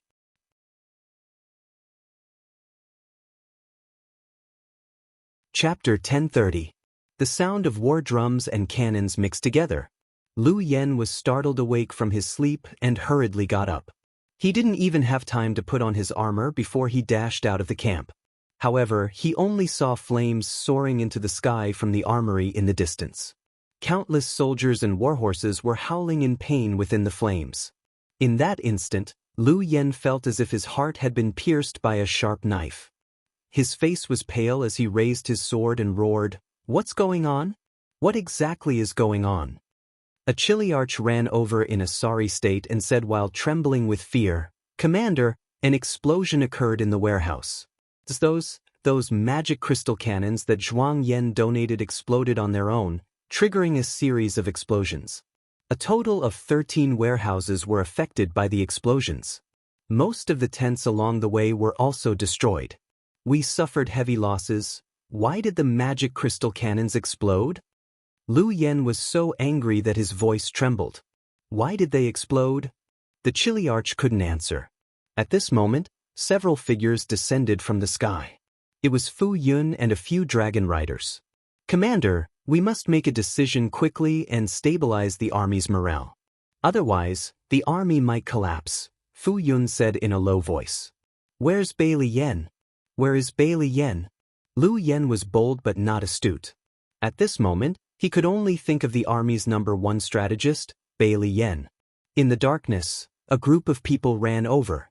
Someone shouted, Mr. Yen is here. Sure enough, Bailey Yen didn't even put on his robes in a hurry. His eyes reflected the flames in the distance. He said, What exactly happened? The warehouse exploded. It was those magic crystal cannons. We still don't know why, Lu Yen said. Bailey Yan's body trembled slightly. We were tricked. Lu Yen and Fu Yun were stunned at the same time. Tricked? Zhuang Yan must have already been seen through. This is Feng Jixing's plan. Bailey Yen clenched his fists. His face was ashen. We underestimated Feng Jixing too much. We also overestimated the intelligence of Zhuang Yan, Su Changjing, and the others. Sir, just tell me what we should do now. Lu Yan's face was full of pain. Now that the camp has been ambushed by the magic crystal cannons, and the morale of the army has been shaken, there is nothing we can do to change the situation. We cannot be trapped here. Feng Jixing's subordinates must be arriving soon. Give the order immediately. Dispatch the best team to fight Feng Jixing outside of the camp, and the rest of the people will evacuate the camp with the supplies and go to Lai City. Yes, Lai City. Bailey Yen was slightly at a loss for what to do. His forehead was covered in sweat, and a layer of steam came out from the roasting of the flames. He said, Lai City wasn't heavily damaged when it was captured, and it can be used as a temporary resting place for us. Hurry up, or else it'll be too late. All right. Lu Yen raised his sword and shouted, Where are Fan Ping and Zhang Chao? Among the group of generals, 2 people stood out. Immediately lead a total of 10,000 elite soldiers from your headquarters to the north of the camp and form a formation to fight against Feng Jixing's troops. Cover the retreat of the 3 armies. Do it immediately without delay. Yes, Commander. The 2 generals cupped their hands and left. Lu Yen, on the other hand, couldn't help but tremble. He knew that Feng Jixing was powerful, but he didn't know that Feng Jixing was this powerful, to the point where he could penetrate every opening. Fu Yun's eyes were cold as he said, I will lead the dragon riders to assist in the battle. Otherwise, these mortals won't be able to stop Feng Jixing for the time it takes to drink a cup of tea. Thank you, Lord Fu Yun. Then, let's meet at Lai City. Yes, Commander, let's go. Under the veil of night, the Darkstone Empire's army that was a mix of over 10,000 infantry and cavalry charged out of the campsite and got into formation in the north. Not long after, the dense sound of horse hooves sounded out, and the forest rumbled as the earth trembled. No one knew how many people had come. Fan Ping was a young general, and his face was still somewhat childish. Holding a battle axe in his hand, he said, Can we stop Feng Jixing's army? The brave have no fear. We are not afraid of Feng Jixing, so naturally, we won't lose to Feng Jixing. Zhang Chao drew his sword and shouted, Long contradiction formation, prepare to defend. The best way to defend against cavalry was to use pikemen. A 3-meter-long steel spear could pierce through the bodies of cavalry and horses, and it was cheap to build. Training a pikeman and a steel spear only cost a few coins. However, it was different for heavy cavalry. Each heavy cavalry had to be equipped with at least 2 horses, and each horse had to be maintained by a specialist. Adding on the saddle, armor, and spear, the cost of 1 heavy cavalry was equivalent to the cost of 5 pikemen. If they could trade 1 for 1, it would be worth it. This was also Zhang Chao's wishful thinking. After a long period of war, the Qin Empire's cavalry was already quite sparse, and Feng Jixing had spent who knew how much money to create the 30,000 Imperial Guards. If they could destroy these 30,000 Imperial Guards, the Qin Empire's national strength would definitely be at its weakest. Torches were raised, illuminating everyone's faces. Most of the soldiers of the Blackstone Empire looked exhausted. They had been away from home for too long, and they had almost lost the motivation and courage to continue fighting. The only thing that kept them going was probably the frenzied slaughter, plunder, and ravage of the enemy's women. They're coming, Fan Ping murmured. As expected, the sound of horse hooves crushing dried branches grew more and more frequent. In the next moment, countless cavalry wearing the armor of the Imperial Army and Songnan Army broke out of the forest, brandishing their shining weapons as they charged. Fire! Zhang Chao roared. In the sky, arrows whizzed through the air, and in front of the heavy cavalry, Feng Jixing raised his palm, and a lightning domain wreaked havoc in the air, distorting the arrows within dozens of meters. This was the limit of what he could do, and the heavy cavalry phalanx that could not be covered by Feng Jixing all raised their shields. The heads and bodies of the horses were all wrapped in thick armor, and the damage that stray arrows could do was too little. Zhang Wei raised his sword and madly urged his horse forward. When he was less than 100 meters away, he laughed and said, "Brothers, use the magic crystal crossbows and let these bastards have a taste of our power." One by one, the Imperial Guards released the magic crystal crossbows. Instantly, streaks of azure light fell into the crowd of Blackstone Empire soldiers. In the blink of an eye, small mushroom clouds rose into the sky, and the scorching shockwaves melted the bodies of the pikemen together with their spears. By the time the Imperial Guards got close, the pikemen formation was already useless. "Kill, kill for me!" Feng Jixing roared. He pulled out the Azure Dragon and Crimson Phoenix blades and slashed out waves of flames that engulfed the Blackstone Empire soldiers in the surroundings.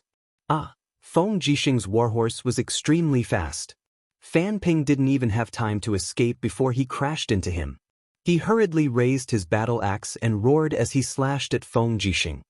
Clang! The azure dragon blade slashed horizontally, shattering the edge of the battle axe and slicing through Fan Ping's neck.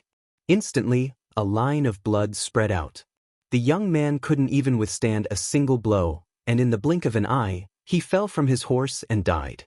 On the other side, a ball of raging flames descended from the sky, instantly devouring Xianxia's body.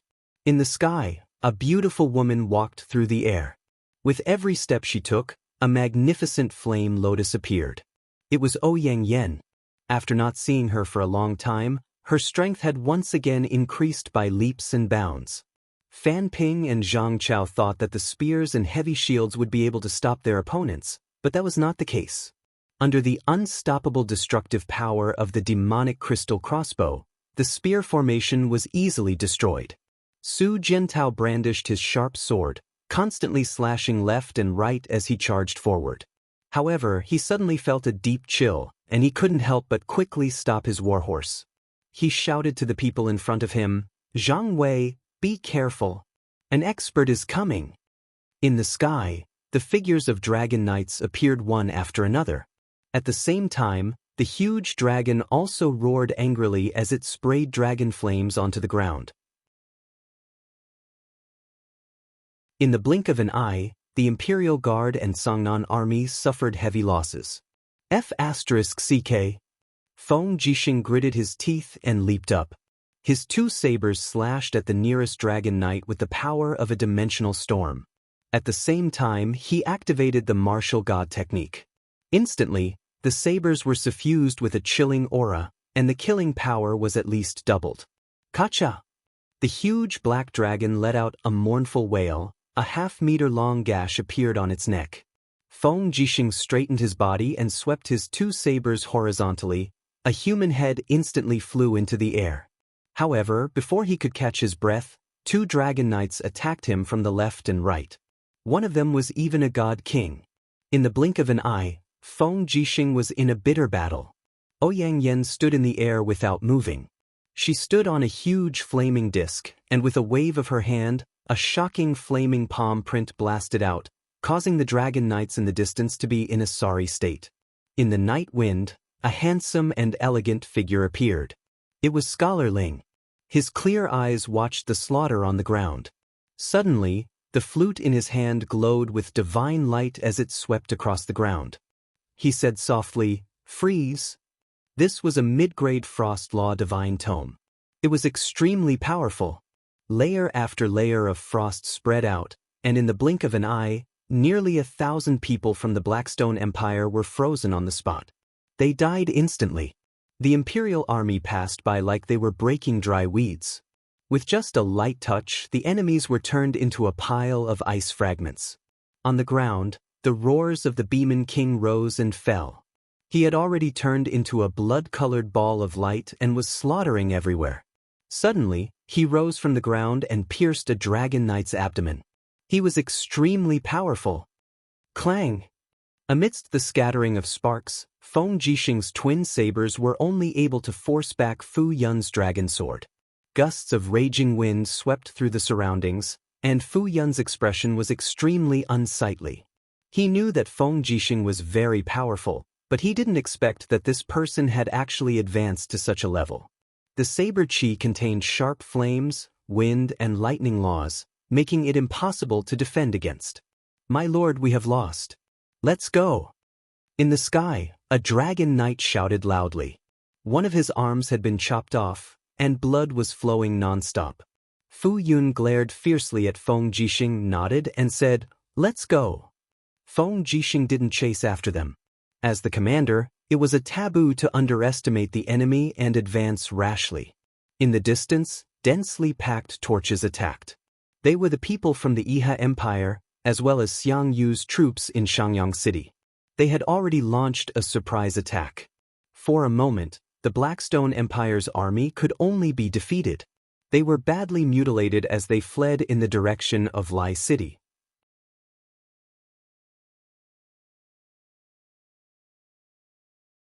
Chapter 1031. The pursuit lasted for 3 whole days. Lu Yanjun had almost lost all his war horses. Feng Jixing, Xianxia, and the others had already joined forces and released all the civilians that Lu Yanjun had captured as food and sent them back home. Meanwhile, the main force of the Imperial Army and Songnan Army killed countless people along the way. They directly killed their way to Lai City, but due to the lack of provisions, they had to retreat.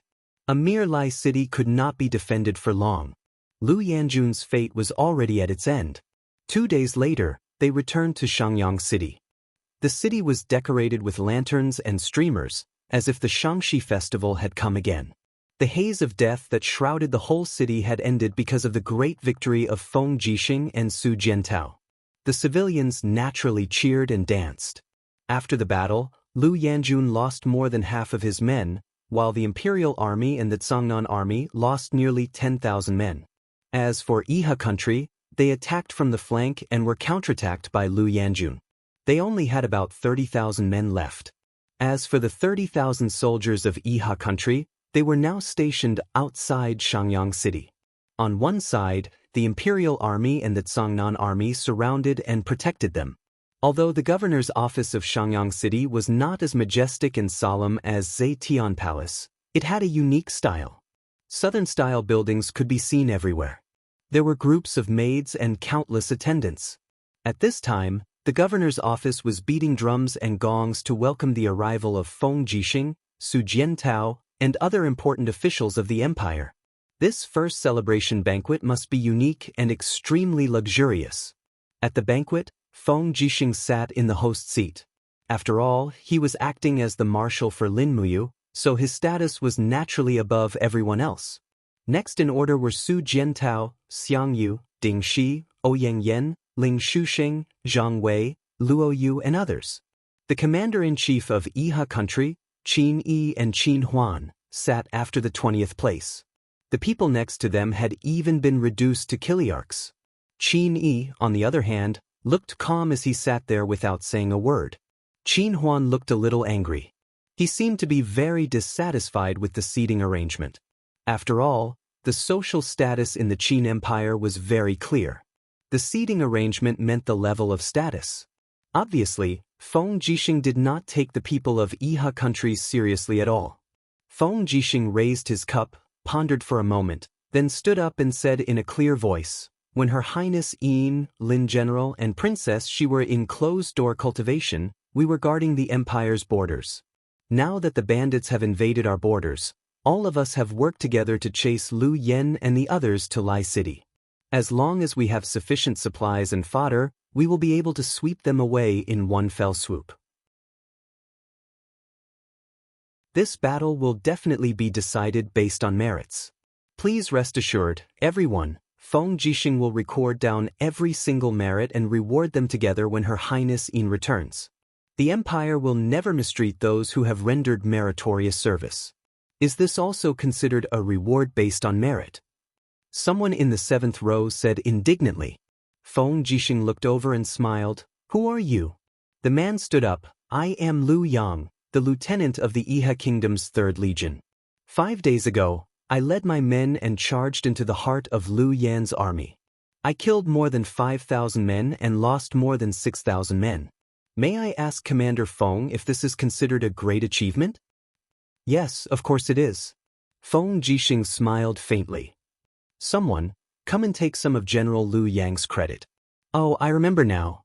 General Lu Yang's cousin seems to be Lu Zhao, who was ranked first among the 7 marshals of Iha country." "Yes." Lu Yang was stunned. "General, do you remember what happened at Fire Badger Valley?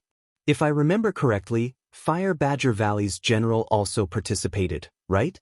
Feng Jixing's words were really simple, but there was killing intent in them. Who in the world didn't know that the 30,000 guards army of Fire Badger Valley was killed? That was the biggest humiliation and pain in Feng Jixing's life. He wouldn't be able to forget that painful memory. Naturally, he remembered his enemies clearly. Lu Yang lowered his head and his voice trembled. "I am afraid that General Feng remembered wrongly.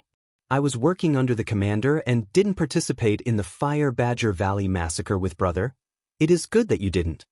Feng Jixing's gaze was ice cold. If I find out, all of you can forget about escaping. All of you have to die. Not only Lu Yang, but even Qin Yi, Qin Huan, and a group of Yihe nation's generals felt a chill in their hearts. Now, Feng Jixing's words were no longer as insignificant as before. Feng Jixing was now the commander-in-chief of the three armies. His words were the imperial edict, and no one could defy it. Qin Yi picked up the wine cup on the table and said, "General Feng's memory is really good. However, since you said that, will General Feng start to look into what happened in the past?" "I won't. These are two separate matters." Feng Jixing cupped his fists and smiled. "Don't worry, King Zhenan. Feng Jixing is not the kind of person who would do anything for personal gain. The Yihe kingdom has made a great contribution in protecting the country and willingly submitting to the great Qin Empire. This is a good thing for the people in the world. However, before settling the matter of Lai City, I'm afraid there's one more thing that I need the Yihe kingdom's army to do for me." "What is it?" Qin Huan asked. "The National Army." Feng Jixing said lightly, "Nearly 50,000 National Army troops are camped 10 miles north. Their commander, Zhuang Yan, has already pleaded guilty and was executed. The National Army colluded with the enemy and committed treason. All officers above Kiliarchs must be executed, but the foundation of the National Army must not be harmed. After all, those soldiers are brave warriors of the Qin Empire. So, I need your brave soldiers to be on standby at all times. When I subdue the National Army, if anyone tries to rebel, they must be suppressed immediately.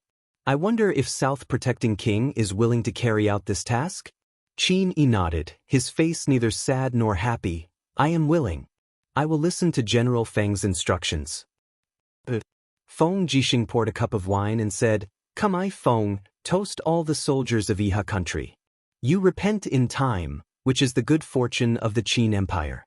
I hope that we can fight the enemy side by side in the future and serve the Empire together. As for the rewards and official titles, I will ask Her Highness Yin when we return to Lanyan City. Everyone's contributions will be indispensable." Dozens of generals of Yihe country said in unison, "Thank you, General Feng."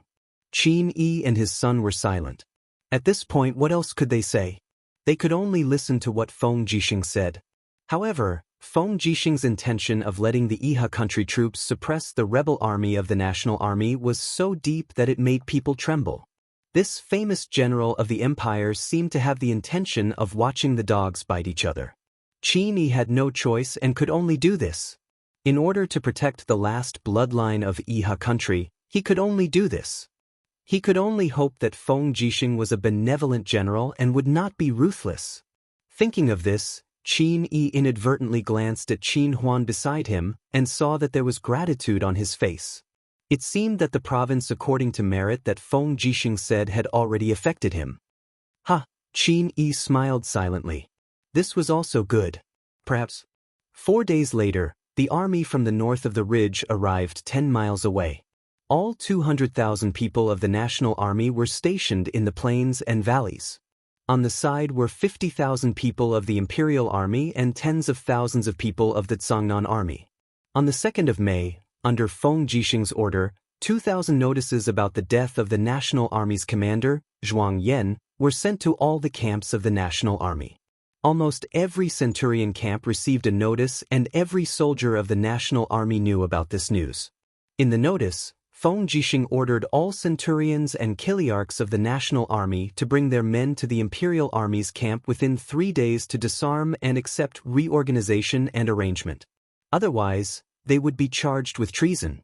On the first day, nearly 100,000 soldiers of the National Army disarmed themselves and accepted reorganization. On the second day, 40,000 people disarmed themselves. On the third day, 20,000 people disarmed themselves.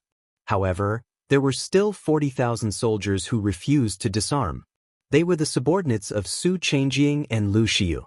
In the middle of the night, stars filled the sky and illuminated the earth. However, the people on the ground were extremely distressed. In the big tent, Lu Xiu and Su Changjing sat opposite each other and drank wine. Their faces were deathly pale. There are only 2 hours left. Brother Su, do you have an idea? Lu Xiu asked. Su Changjing shook his head. What idea can I have? We have offended Feng Jixing too much. Even if we disarm ourselves, will Feng Jixing let us go? Impossible. Feng Jixing and Lin Muyu have wanted to kill us for a long time. Then, Brother Su, what do you mean? We will die if we disarm ourselves, but we might have a chance of survival if we rebel. We have more than 40,000 soldiers. If we rebel against the Empire, we can kill our way to Lai City and seek refuge with Lu Yen. Perhaps we can even take a boat from the southern border to the Blackstone Empire to serve Great Emperor Xuan. This is our only chance of survival. Su Changjing gritted his teeth and said each word firmly. Lu Xiu suddenly raised his cup and drained it in one gulp. Then he smashed the cup on the ground. Rebel, pass down my order immediately. Follow me to kill our way out of the valley. All right, we will kill our way out together. Yes. Under the starlight, Su Changjing and Lu Xiu's 40,000 soldiers did not even raise their torches. They just headed straight for the exit of the valley. However, they did not notice the dozens of magic crystal cannons that had been set up in the valley, as well as the tens of thousands of Iha country's soldiers blocking the exit. In the forest on the hillside, Feng Jixing sat on a huge rock with a wine pot in his hand. He said, "It seems that they have made up their minds." Su Jiantao sneered. Su Changjing and Lu Xiu are 2 idiots. Do they really think that they can charge out of the valley with just these few people? General Feng, what should we do? Should we spare the lives of these 40,000 soldiers? No. There is no need to spare them, Feng Jixing waved his hand. We have given them too many chances. However, these 40,000 soldiers are still determined to follow Su Changjing and Lu Xiu. There is no need to spare them anymore. Pass down my order. Kill all of them. Spare none. Yes, I understand. Su Jiantao raised his hand. Immediately, the magic crystal cannons on the mountain spat out tongues of fire. In the next moment, the valley was in an uproar. In the midst of the chaos, Lu Xiu held his sword and shouted, "Don't panic. Charge forward. Once we get out of here, we will have a chance of survival." At the entrance of the valley, a general was guarding with thousands of soldiers and horses. It was Lin Sun, Lin Yu's cousin. He could be considered the person that Feng Jixing and Su Jiantao thought the most of the Iha country's army. Lin Sun slowly raised his palm and said, "Raise your shields and start shooting."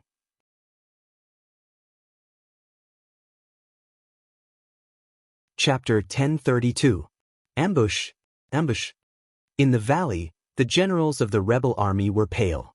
Looking at the soaring flames and the dense arrows in the distance, they were in a dilemma. Only Zhuang Yan raised his long sword and shouted, "Do you see the flag? It's the Iha nation's rabble. How capable can a traitor like Qin Yi be? We are the imperial army. Charge forward. Whoever kills Qin Yi will be promoted to lieutenant general captaincy." Yes, my lord. With a great reward, there would always be brave men. The rebel army was originally a group of desperados. Hearing the promise of a high position and generous reward, they would naturally fight to the death. For a moment, the battle at the entrance of the valley quickly heated up. After nearly an hour, Lin Sun's subordinates ran out of arrows. He immediately raised his long sword and said, "Don't let a single person out. All officers and soldiers, draw your swords and fight with me. Don't let a single one escape."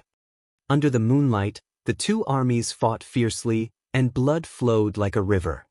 On the hillside, Feng Jixing narrowed his eyes and closely observed the situation in the valley. Holding the scarlet phoenix saber, he muttered, "This Lin Sun is a talented general." On the side, Su Jiantao knew that Feng Jixing was a commander who knew how to use the right people. He smiled and said, "Since the Iha nation has already surrendered, then it's only a matter of a word for General Feng to transfer Lin Sun under his command. However, I'm afraid that it will be criticized by the old officials in the court. After all, this Lin Sun is Lin Yu's cousin, and Lin Yu was the main person who caused the disaster in Lanyan City." Yes, Feng Jixing sighed and said, "But General Su, don't forget that a soldier's duty is to obey orders." Back then, Lin Yu was only Qin Yi's subordinate. It was also his duty to set up the plan. These are two different things. This Lin Sun can fight so bravely against the rebel army. He's brave and resourceful. I must use him. Su Jiantao smiled faintly. I know I can't persuade General Feng, so I'm just reminding him. If he wants to use him, then use him. The appearance of Liu Yan's army also means that the Blackstone Empire hasn't given up. I'm afraid that another war won't be too far away. The Empire is in dire need of manpower. If General Feng disregards the past and uses a general like Lin Sun, it might not be a bad thing. Feng Jixing laughed and patted Su Jintao's shoulder. You know me well. Yu's subordinates are too straightforward. Only you and Situ Sin know how to be flexible. Being upright is not necessarily a bad thing. After all, some rules are not easily broken if they are managed by upright people. Su Jiantao said meaningfully. Feng Jixing wasn't paying attention at all. He only said, after reorganizing the national army, they'll have at least 100,000 people. How do you think we should deal with them? Abolish the national army, or the national army is a national policy. It's a national policy set by Her Highness and Commander Yu. It's better not to break it. I think so too. Then who do you think should be the new commander of the national army? About this, Su Jiantao thought for a moment and said, the national army is equivalent to another imperial court. In the future, it will gradually replace the imperial court, and the national army will be the guardian army of the national army. In my opinion, the original commander of the imperial army was Qin Lei. Now, the commander of the national army should be someone from the Qin family. Shizhong Wang Qin Yen is the best candidate. Feng Jixing smiled happily. That's for the best. It just so happens that a Yen is relatively free now. A mere temple grand deacon isn't his ambition. Let's do this after we return to the imperial capital. Su Jiantao looked at the valley in the distance and said, should we attack? Otherwise, I'm afraid that the tens of thousands of volunteer soldiers under Lin Sun's command will be wiped out. Let's wait a little longer, Feng Jixing said lightly. Su Jiantao was a little surprised. General Feng, I have something to say, but I don't know if I should say it. Say it. Is General Feng planning to use the rebel army to completely destroy the Iha nation's army? Feng Jixing took a deep breath and glanced at Su Jiantao with a frightening cold light in his eyes. Even the battle-hardened Su Jiantao couldn't help but feel a chill in his heart. He said, could it be that I guessed correctly? Jiantao, you are Yu's trusted subordinate and are like a brother to us. I have to do this even if I don't want to. You should be able to understand my feelings, Feng Jixing said meaningfully.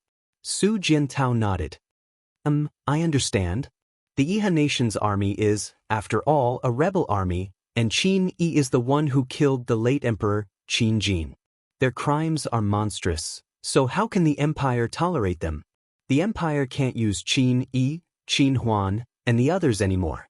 If this blood feud can be forgiven, then the people in the empire are really looking down on the empress. So, Feng Jixing said unhurriedly, I have to help you and Her Highness settle this matter in advance. The empire can't have two emperors if the empire wants to stabilize itself. Those who are loyal to Qin Yi must die. Su Jiantao nodded and cupped his fists. I understand. I'll follow your instructions. Launch the attack in 2 hours. Send out the armored cavalry to kill all the rebel soldiers in the valley. Kill them all. Bring the heads of Su Changjing and Lu Xiu to me at daybreak. I'll go back to sleep for a while. I'll leave the matters here. Yes, Commander. Feng Jixing placed his hand on the hilt of his saber and went into the forest alone. The moonlight shone on his body, reflecting the dazzling light from the 3 golden stars on his shoulder. Su Jiantao couldn't help but feel sad. Feng Jixing had been alone for so many years. How many people could understand what he was shouldering? There were some things that only he could do. While leaving behind the name of a famous general, he also left behind a lot of curses. Scholars all over the world accused Feng Jixing of being a cruel and unfeeling person. All of this could only be endured by him alone. At the side, a captaincy of the Zhangnan army asked, "Commander, when do we attack?" Su Jiantao's eyes were faint. "In an hour." Early morning, in the imperial army camp. Su Jiantao was bathed in blood. He walked into the central tent with 2 guards. The 2 guards each held a tray with bloody heads on it. Feng Jixing had just gotten up to wash up. His back was facing everyone. "Is it done?" Feng Jixing asked. Su Jiantao cupped his fists. "The heads of Su Changjing and Lu Xiu have been brought. Commander, do you want to take a look?" "No need." Feng Jixing began to wash his face. "Bury them on the spot according to the etiquette of a chiliarch. In addition, what do you plan to do with the corpses in the valley?" "Cremate them all." "I've already arranged for people to do it." "Yes, that's good." Feng Jixing turned around. He took a towel from a servant and wiped his face. "How many people from the Iha army died?" "More than 10,000. Of the remaining 16,000 people, more than 3,000 are seriously injured. Many are so severely disabled that they can no longer pick up weapons. Qin Yi, Qin Huan, Lu Yang, and the others are counting the number of people. The entire Iha army camp is."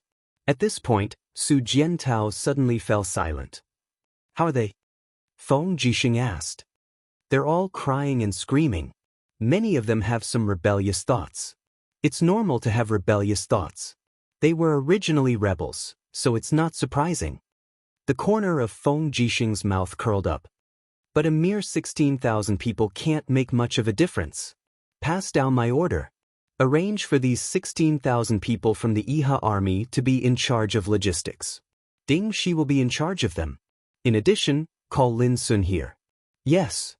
Not long after, Lin Sun, covered in blood and broken armor, rode his horse. He walked straight into the central tent of the imperial army camp. He found Zhang Wei, Luo Yu, Su Jiantao, and the other generals there. A trace of reverence flashed across his eyes. Lin Sun quickly walked over and knelt on one knee. "General Lin Sun greets the imperial army commander." "Rise." Feng Jixing smiled. "General Lin Sun, do you know why I called you here?" Lin Sun was stunned. "I don't know. General, what do you think of the Iha army?" Feng Jixing asked. Lin Sun was startled. He lowered his head and pondered for a few seconds. Then he looked up and said, "The Iha army was originally an army to open up new territories. However, due to improper leadership, they were defeated again and again. They were routed all the way from Dragon-shaped Island to Mingshan province.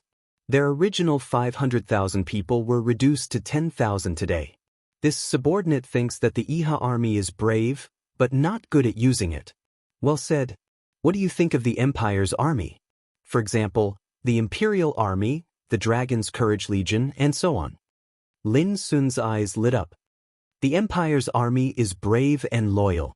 They have fought many battles since 31 years ago. They defend against the demons in the north and Tianji in the east. The 3 steel walls stretch for thousands of miles, forging the iron bones of the Empire's army. This subordinate thinks that the Empire's army is a hero who saves the world.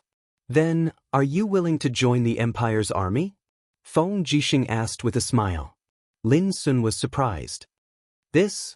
Haven't I already joined the Empire's army?" "That's not it." Feng Jixing fished out a tiger tally and said, "This is a captaincy seal of the Imperial Army. It just so happens that the Horse Infantry Army lacks a captaincy.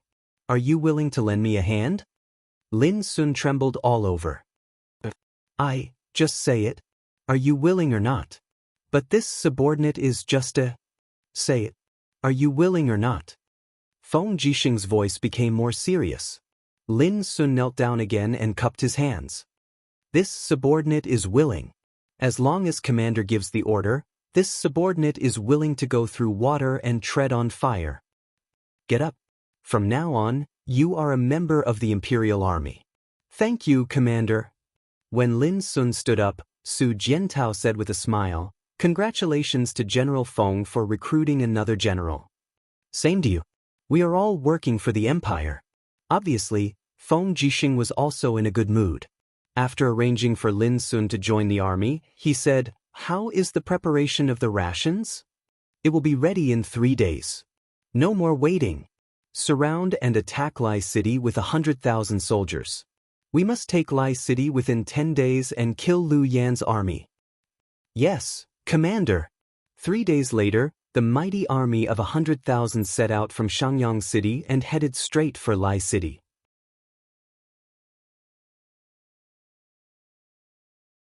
Chapter 1033. On the 10th day of the 5th month, amidst the billowing dust, the mountains and plains of Lai City were already covered with the fluttering purple Yinhua war flags. Feng Jixing had spent 5 whole days to transport 100 magic crystal cannons from Xianxia City. It was evident that he was determined to destroy Lu Yan's army. The weather in early summer was very refreshing.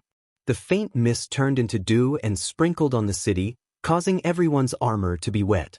Lu Yan, clad in iron armor, walked on top of the city wall. Looking at the approaching Qin army from afar, he felt a chill in his heart. They had come too fast. Crack!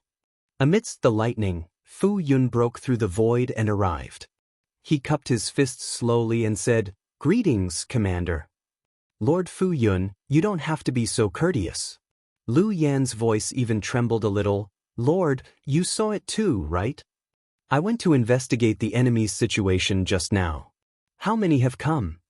"No less than 100,000. The cavalry at the front is already making a detour. Perhaps they will soon surround Lai City. This time, Feng Jixing is serious. I don't think he intends to let us leave Mingshan province. Is there any news from the Empire?" Lu Yan was a little tired. He sat on a sandbag under the battlement and leaned on his sword in front of him. "There is." Fu Yun said, "Lord Longxi of the Thunderflame sect and He Song of the Wolf Valley have joined forces. They have gathered at least 150,000 soldiers. Together with His Majesty the Martial Saint Emperor, we can totally mobilize 500,000 soldiers to fight the Qin army to the death. The only problem is, what is it? We have cleared the forest of Dark Mountain, but we still don't have enough warships. Currently, we only have 800 warships. It's not enough to transport enough soldiers here. Also, there are at least 3 months before the east wind current arrives. I'm afraid we can't wait any longer. Why don't we open the city gates and head straight for the south? We might still have a chance of winning." "Forget it." Lu Yan shook his head. "There are still more than 10,000 wounded soldiers in the city, and they can't march at all. I can't let them die with me. Lord Fu Yun, I'm afraid our friendship ends here. Please quickly lead the dragon riders out of this desperate situation. You can fly in the sky and return to your home. I, Lu Yan, will lead the army here to fight Feng Jixing and stall them." Fu Yun gritted his teeth and said, "His Majesty didn't send me here to bury the sea and mountain army. This absolutely won't do." Lu Yan suddenly laughed in disappointment. "You and I are both soldiers of the Empire, so there's no need to be so childish. Go, preserve the strength of the dragon riders. In the future, avenge me, Lu Yan, and the 150,000 brothers of the sea and mountain army." The iron hooves of the Blackstone Empire will trample over every inch of the Shattered Cauldron realm and enslave our enemies. Only then will I be able to smile in the underworld. You have really decided? Fu Yun sighed softly. "In that case, Fu Yun will not stop you, Commander. Go, avenge me." Not long after, giant dragons rose into the sky one after another, taking the dragon riders with them as well as the peak strength of the army and leaving Liege City. In the blink of an eye, the dozens of dragon riders turned into little black figures in the sky and disappeared from everyone's sight. Lu Yan looked up for a long time. His neck was probably sore, so he sat down again and said, "When will they start fighting?" Bailey Yen said, "Feng Jixing is currently surrounding the city. He won't make a move before he forms an encirclement." "How do you think Feng Jixing will attack Liege City, Mr. Yen? Will it be a forceful attack or a desperate one?" "I'm afraid neither will be the case. Bai Liyan smiled bitterly. Our army only has less than 30,000 soldiers, but Feng Jixing has 100,000. Moreover, he has powerful magic crystal cannons in his hands. He doesn't need to use these two tactics. I'm afraid that before the sky turns dark, he will order the cannons to attack Liege City. Liege City is just a small county city. The city walls aren't thick and can't withstand the destructive power of the magic crystal cannons. Then what about us? Do we have a choice? Lu Yan's eyes were filled with confusion. Bai Liyan shook his head. We can either fight to the death or surrender. Surrender? Lu Yan pursed his lips and said, I want to see Feng Jixing. Bai Liyan was stunned. Lu Yan stood up. Men, prepare a horse. I want to go to the Qin army's main camp to see Feng Jixing. Absolutely not. Commander, this is like a sheep walking into a tiger's mouth. Don't try to persuade me. Lu Yan murmured, I have to go. Otherwise, Liege City will be in danger. 2 hours later, Lu Yan arrived at the Qin army's main camp with 10 riders. Without any pleasantries, Lu Yan strode across the carpet towards Feng Jixing. He nodded and said, I'm here to negotiate. Feng Jixing sat there in high spirits. He smiled and said, You are not qualified to negotiate. Not qualified? Lu Yan sneered. Feng Jixing, are you so sure that you will win? That's right. Feng Jixing nodded and said, When you had the dragon riders, you were still no match for me. Now that the dragon riders have flown away, what do you have to fight against me? Don't forget, there are still 50,000 people in Liege City. They are all the people of your Qin Empire. Are you, Feng Jixing, going to ignore these people? Feng Jixing couldn't help but burst into laughter. Lu Yan, do you really think I, Feng Jixing, am a 3-year-old child? 5 days ago, I received a secret report from Liege City. You have captured all the people in the city and used them as food for the army. Now, is there even a single one of them alive? You. Lu Yan's face turned pale. Feng Jixing gritted his teeth. His eyes were filled with fire. You are a group of animals, barbarians. You treat the people of the Qin Empire as food. If I, Feng Jixing, negotiate with you, wouldn't I be associating with beasts? Get the hell out of here.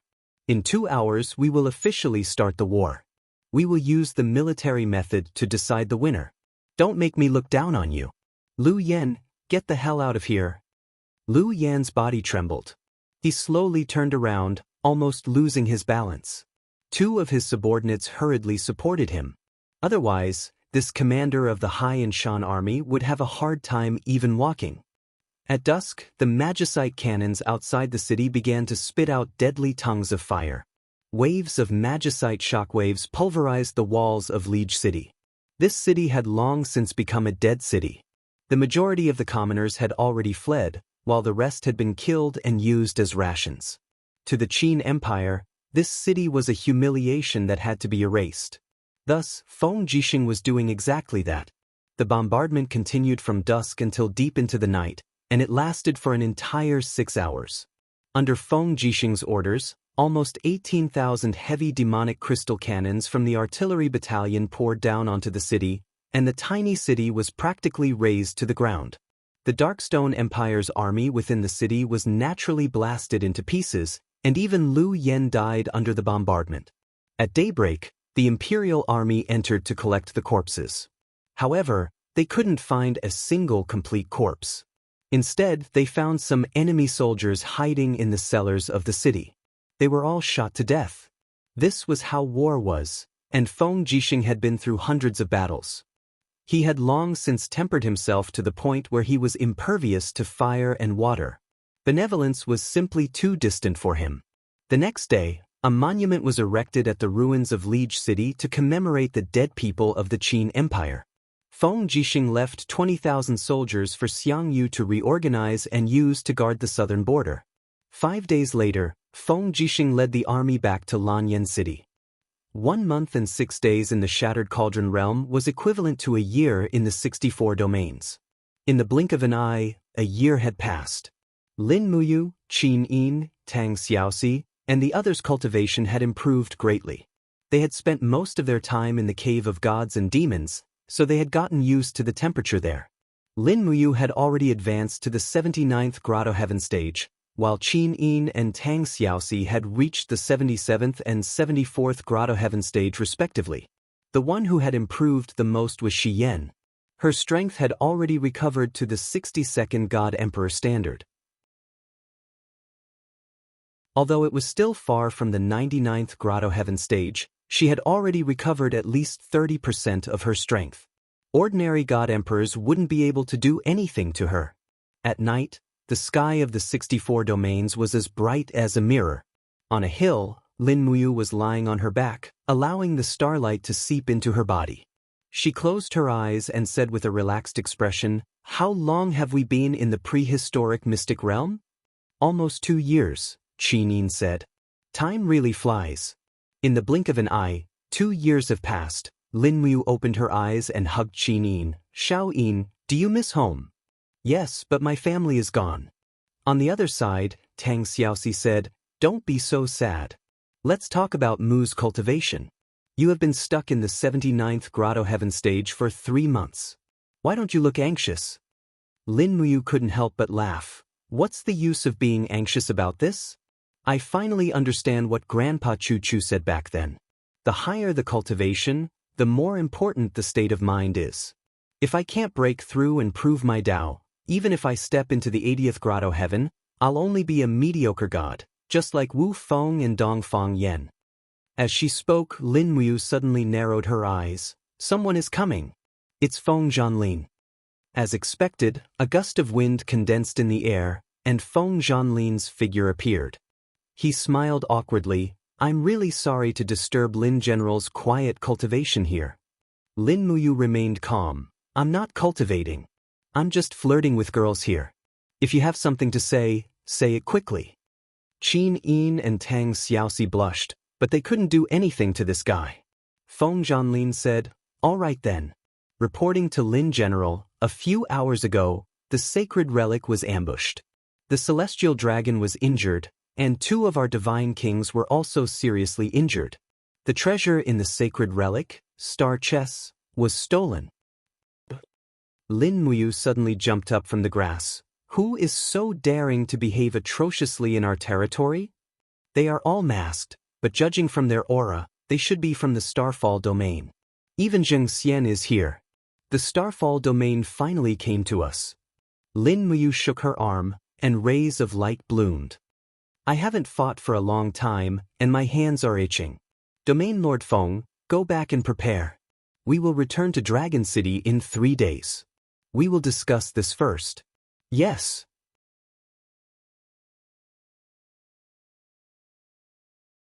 Chapter 1034. When Lin Muyu and the others returned to Dragon City, it was noon. The city was filled with smoke, and the atmosphere was peaceful. Outside the Dragon City Grand Hall, a group of servants and soldiers were waiting solemnly. Before they even walked up the stairs, Mochi Lin had already brought Mochi Lei and the others to greet them. His face was filled with indignation as he said, "How preposterous! They've gone too far." "What's wrong?" Lin Muyu asked with a frown. Mochi Lin said, "The Starfall domain sent a letter." "Take a look, Lin General." "But what letter?" "It's an invitation." Lin Muyu took the letter and opened it. It was addressed to him, the leader of the Dragon League. There were only a few lines of concise words. The 64 domains were established by the ancient civilization. The domains should have lived in peace with each other. The 11 domains in the south have now become 8. The Starfall domain has obtained 2 treasures, the star chess and the 100-sectional staff. Therefore, they invite the experts of the domains to hold a treasure-seizing assembly in the Starfall domain on the 1st of next month. The treasures will belong to those who can obtain them. We hope that young hero Lin of the Dragon League will lead the experts of the Dragon League to attend the assembly. Xianxia thanks you. Qin Yin and Tang Xiaoxi were confused. Lin Muyu handed the letter to them. Mochi Lin said angrily, "What treasure-seizing assembly? The star cluster chess was clearly stolen from the Saint Relic. This is simply despicable and shameless, holding a treasure-seizing assembly with the star cluster chess from the Saint Relic." The Falling Star domain is really a bunch of shameless people. Lin Muyu frowned and said, "This is not what I'm worried about. What I'm worried about is Xianxia and Dongfang Yan's real intention in holding the treasure's seizing assembly. Do they want to take the opportunity to get rid of the top experts of the southern domains?" "I don't think so," Feng Zhanlin said. "With the skills of Marshal Lin and Darren Shiyan, I'm afraid that Dongfang Yan and Zheng Xian are not their match. What's more, Zheng Xian was already defeated by Marshal Lin at the Dragon Union's grand ceremony. Unless they have another backing, but we don't know what this backing is," Lin Muyu asked. "Have Dongfang Yan and Zheng Xian made any moves in the past year?" Mochi Lin cupped his fists and said, "Zheng Xian is in charge of the affairs of the Falling Star region, and he appears in public every month. Rumor has it that he is diligently practicing and improving the butterfly knife art. As for Dongfang Yan, there hasn't been any news about him in the past year. It's as if he disappeared from the world, and no one knows what happened. It seems that the problem lies with Dongfang Yan." Lin Muyu narrowed her eyes. "When is the first of next month?" 5 days later. Let's get ready. We have to go, or else Dragon City won't be able to survive in the south of the 64 regions. Yes. Feng Zhanlin said, "Lin General, how many people are suitable for us to bring?" "Only 10 Emperor Gods will be enough. The rest will stay and guard Dragon City." "Yes." Lin Muyu walked into the hall and asked, "Are the participants only from the 8 southern regions?" "Yes, the Falling Star region only invited the 8 southern regions." Mochi Lin said, "Besides the Falling Star region and our Dragon League, there are also the Skyway region, the Earth Carrier region, the Fire Qilin region, the Wind End region, the Silver River region, and the Thunderrise region. Among them, our Dragon League is the strongest, followed by the Falling Star region, the Skyway region, and the Earth Carrier region. The other 4 regions are weaker, and I'm afraid they won't be able to fight for the Star Chess and the 100-segment staff." "What kind of treasures are the Star Chess and the 100-segment staff?" "I forgot to ask Senior Luo Tianji at the Sacred Relic." Feng Zhanlin smiled. "The Star Chess, as the name suggests, is actually a chessboard that hides the mysteries of heaven. The black and white chess pieces can fly and injure people, and the Star Chess is a unique hidden weapon in the world. The 100-segment staff is a long staff similar to an iron rod, and it can be extended and retracted at will. It has 100 segments, and it's very difficult to defend against it." "Are they all divine artifacts?" "According to the classification of the 64 regions, they should be second-grade divine artifacts, slightly lower than the Xianyuan sword and Nuwa zither, but 2 grades higher than the Star's sword.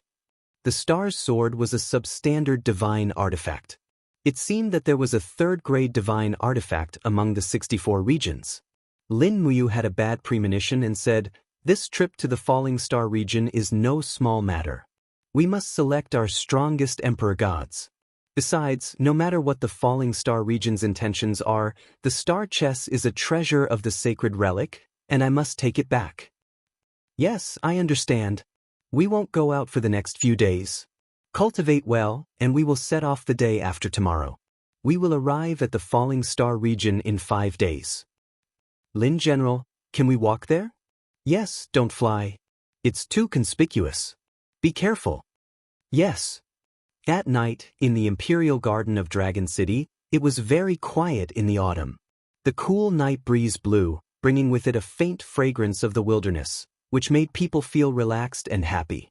In the small courtyard, Lin Muyu sat cross-legged on a flat rock, leaning against a short pine tree behind him. The invisible elephant divine power was circulating around his body slowly. He looked peaceful, as though he was asleep. Lin Muyu had been maintaining this state of cultivation for the past few days. He did not deliberately circulate his power, he just let the power in his body circulate on its own. Meditation was a state of mind cultivation. Lin Muyu had the sovereign personality, but what he lacked was not power, but a kind of improvement in his state of mind. He had not reached the state yet, so he could only improve by thinking and seeking. Letting nature take its course, his aura seemed to merge with everything around him. Under the moonlight, 3 beauties sat facing each other, drinking tea by the tea table in the small courtyard. Xiao, what level have you cultivated the Nuwa zither music score that Senior Luo Tianji gave you? Tang Xiaoxi suddenly asked. The 3rd level. Qin Yin smiled awkwardly. The power contained in the music score is too profound, and I can't understand it in a short time. I only cultivated to the 3rd level in a year. Do you want to try it for us? I haven't heard Xiao Yin play for a long time. That's not a good idea, right? Qin Yin glanced at Lin Muyu, who was on the rockery not far away, and said, Brother Yu is meditating. If I play the Nuwa zither, I'm afraid I'll disturb him. Shi Yan smiled lazily. Don't worry, he won't be disturbed. Yu has already entered a state of meditation, and nothing in the outside world can disturb him unless there's a crisis. It just so happens that I want to see the power of the Nuwa zither music score. Come on, Xin, let me and Xiaoxi see it. Okay then. Qin Yin stood up and gently brushed her palm in front of her, and a dazzling jade zither appeared in front of her. It was the Nuwa zither. Qin Yin floated in the air, and the Nuwa zither floated in front of her. Her 5 jade-like fingers gently plucked the strings of the zither, and immediately, an elegant sound flowed out like flowing water. Nice. The corners of Tang Xiaoxi's mouth rose slightly, and a satisfied smile appeared on her face. Shi Yan also smiled. It's not as simple as just nice. That's right, if one looked carefully, they would find that there were invisible gusts of wind flowing around Qin Yin's body, like a thick wall of wind to protect her, and at the same time, they could turn into wind blades to attack the intruders at any time. The 1st layer of the Nuwa zither music score, Wind Rising. The sound of the zither was gentle and light, and in the blink of an eye, it had reached the 2nd layer. The sound of the zither began to become rapid, like a downpour of rain, and the aura of the space also began to distort and ripple slightly. Invisible sound waves shuttled back and forth in the space, and every note contained extremely strong destructive power. However, as long as Qin Yin slightly changed the tone, these notes would seep into the surrounding flowers and plants, nourishing everything, just like the great kindness of the Nuwa zither music score. The 2nd layer of Nuwa's zither music score, Spiritual Movement. Before the 3rd layer of music was played, Qin Yin's palms pressed down and stopped playing. She smiled and said, Okay, that's it. The power of the 3rd layer of music is too strong. It's better not to play it. The 3rd layer of music is the soul splitting, right? Shi Yan asked with a smile. Okay. Shi Yan said, I've read the music score. The power of the soul splitting can directly attack the opponent's soul with sound waves, which can cause a fatal blow. Such a move, it's right not to use it easily. Xin, do you want to use it in the treasure seizing conference of the Falling Star Field in 5 days? Qin Yin chuckled and said, It's okay. Well, it's a good opportunity to see how many masters there are in the other 7 fields. Shi Yan's eyes lit up and she said, If the Dragon League wants to dominate the south, the other 7 fields will be our stumbling blocks. We must make them surrender. Yes, I just don't know what Brother Yu is thinking. Qin Yin looked up into the distance and found Lin Muyu leaning against a tree, looking peaceful and comfortable. She was motionless, as if she had fallen into a deep sleep. Suddenly, Qin Yin felt a touch of warmth in her heart. Lin Muyu was born to be a cultivation genius. It was rare for her to enjoy the process of cultivation. Time passed quickly, and 2 days passed in the blink of an eye. Lin Muyu and the others set off on foot and left Dragon City. They passed through countless mountains on the way and arrived at the Falling Star Field after 3 days. They didn't encounter any obstacles along the way. The people of the Falling Star Field seemed to be preparing for the treasure seizing conference, as if they were celebrating a festival. In the evening, Lin Muyu and the others entered the castle of the Falling Star Field and were greeted with a very grand welcome. Xianxia personally led several God Emperor realm experts out of the castle to welcome them. In the evening, they held a banquet to entertain the masters of the 7 fields. The castle of the Falling Star Field was built on a mountain, which was very steep.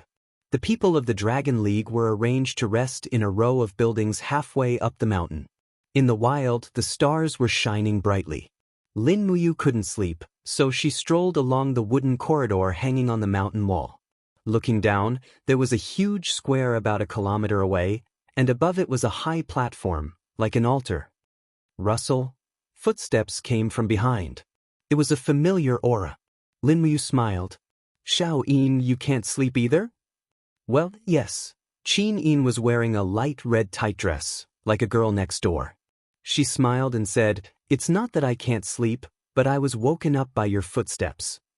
I'm already very light, sorry. Don't be so polite. What are you looking at? Here, Lin Muyu pointed to the altar in the distance. Qin Yin squinted her flaming eyes and looked into the distance. She smiled and said, That's the longevity altar, right? The place where the ceremony is held in the falling star field.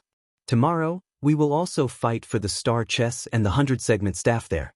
I just don't know what the people of the falling star field are planning. Yes, the truth will be revealed tomorrow.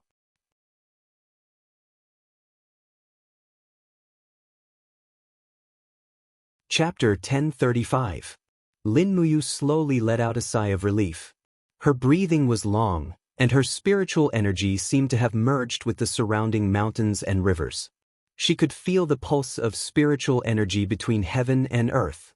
Although the falling star domain was not the strongest among the 64 domains, the scenery in the falling star domain was probably the most spectacular and magnificent. At this moment, Lin Muyu suddenly felt a strange fluctuation of energy from the spiritual pulse technique. She smiled and said, Which expert is it? Since you're already here, why not show yourself? Qin Yin was startled. She was a step slower than Lin Muyu. In the sky, a star-like person slowly descended. It was a handsome young man in white holding a sword. His clothes fluttered in the wind, and he had the bearing of a dragon or phoenix. This person slowly descended and cupped his hands with a smile. I've let the two of you see something embarrassing. This one is Murong Tianxing from the Skyline domain. I didn't mean to eavesdrop on your conversation, but I was absorbing the spiritual energy between heaven and earth. So it's the domain lord of the Skyline domain. My apologies. Lin Muyu smiled. I don't need to introduce myself, right? Murong Tianxing couldn't help but laugh. The famous leader of the Dragon League, Lin Muyu. There's no need to introduce yourself. This one, Murong Tianxing, has already seen Alliance leaders' heroic bearing in the Dragon League. I didn't think that today would be such a coincidence that the Dragon League's encampment was arranged here. As he spoke, Murong Tianxing bowed to Qin Yin. This one greets Miss Qin Yin. Qin Yin faintly smiled. Domain Lord Murong doesn't need to be so polite. I'm very ashamed. Murong Tianxing said, Since Alliance leader Lin is here, I'm afraid that the Dragon League is determined to obtain the 2 treasures of the treasure-seizing assembly, right? I don't dare to say that. Lin Muyu said, There are many hidden dragons and crouching tigers in the 8 southern regions. We, the Dragon Alliance, should weigh our options carefully. Moreover, since the Fallen Star region set up this trap, they must be very confident. Who would be stupid enough to hand over the star chess and the 100-segment staff to someone else? Therefore, I personally feel that it won't be that easy. Region Lord Murong, isn't your Skyline region also? Murong Tianxing could not help but let out a carefree laugh. Alliance Master Lin, we are straightforward people, let's not beat around the bush. The Star Luo chess is a treasure that has been lost for many years, and the 100-segment staff is also a divine weapon. Who wouldn't want it? As long as we have these 2 divine artifacts as the treasures of our regions, I'm afraid we'll be able to attract many talented people. It'll be of great benefit to any region. What do you think, Alliance Leader Lin? Yeah, treasures are always good stuff. Lin Muyu held onto the wooden railing and lowered her head to look at the longevity altar. She said, It's just that I don't know how many people will be injured or even lose their lives because of these 2 treasures. Region Lord Murong, please take care of yourself. Murong Tianxing was startled, then he smiled and said, Yes, I'll remember. Thank you for your warning, Alliance Master Lin. Tomorrow, let's take one step at a time. If we can fight for the treasures, then we'll fight for them.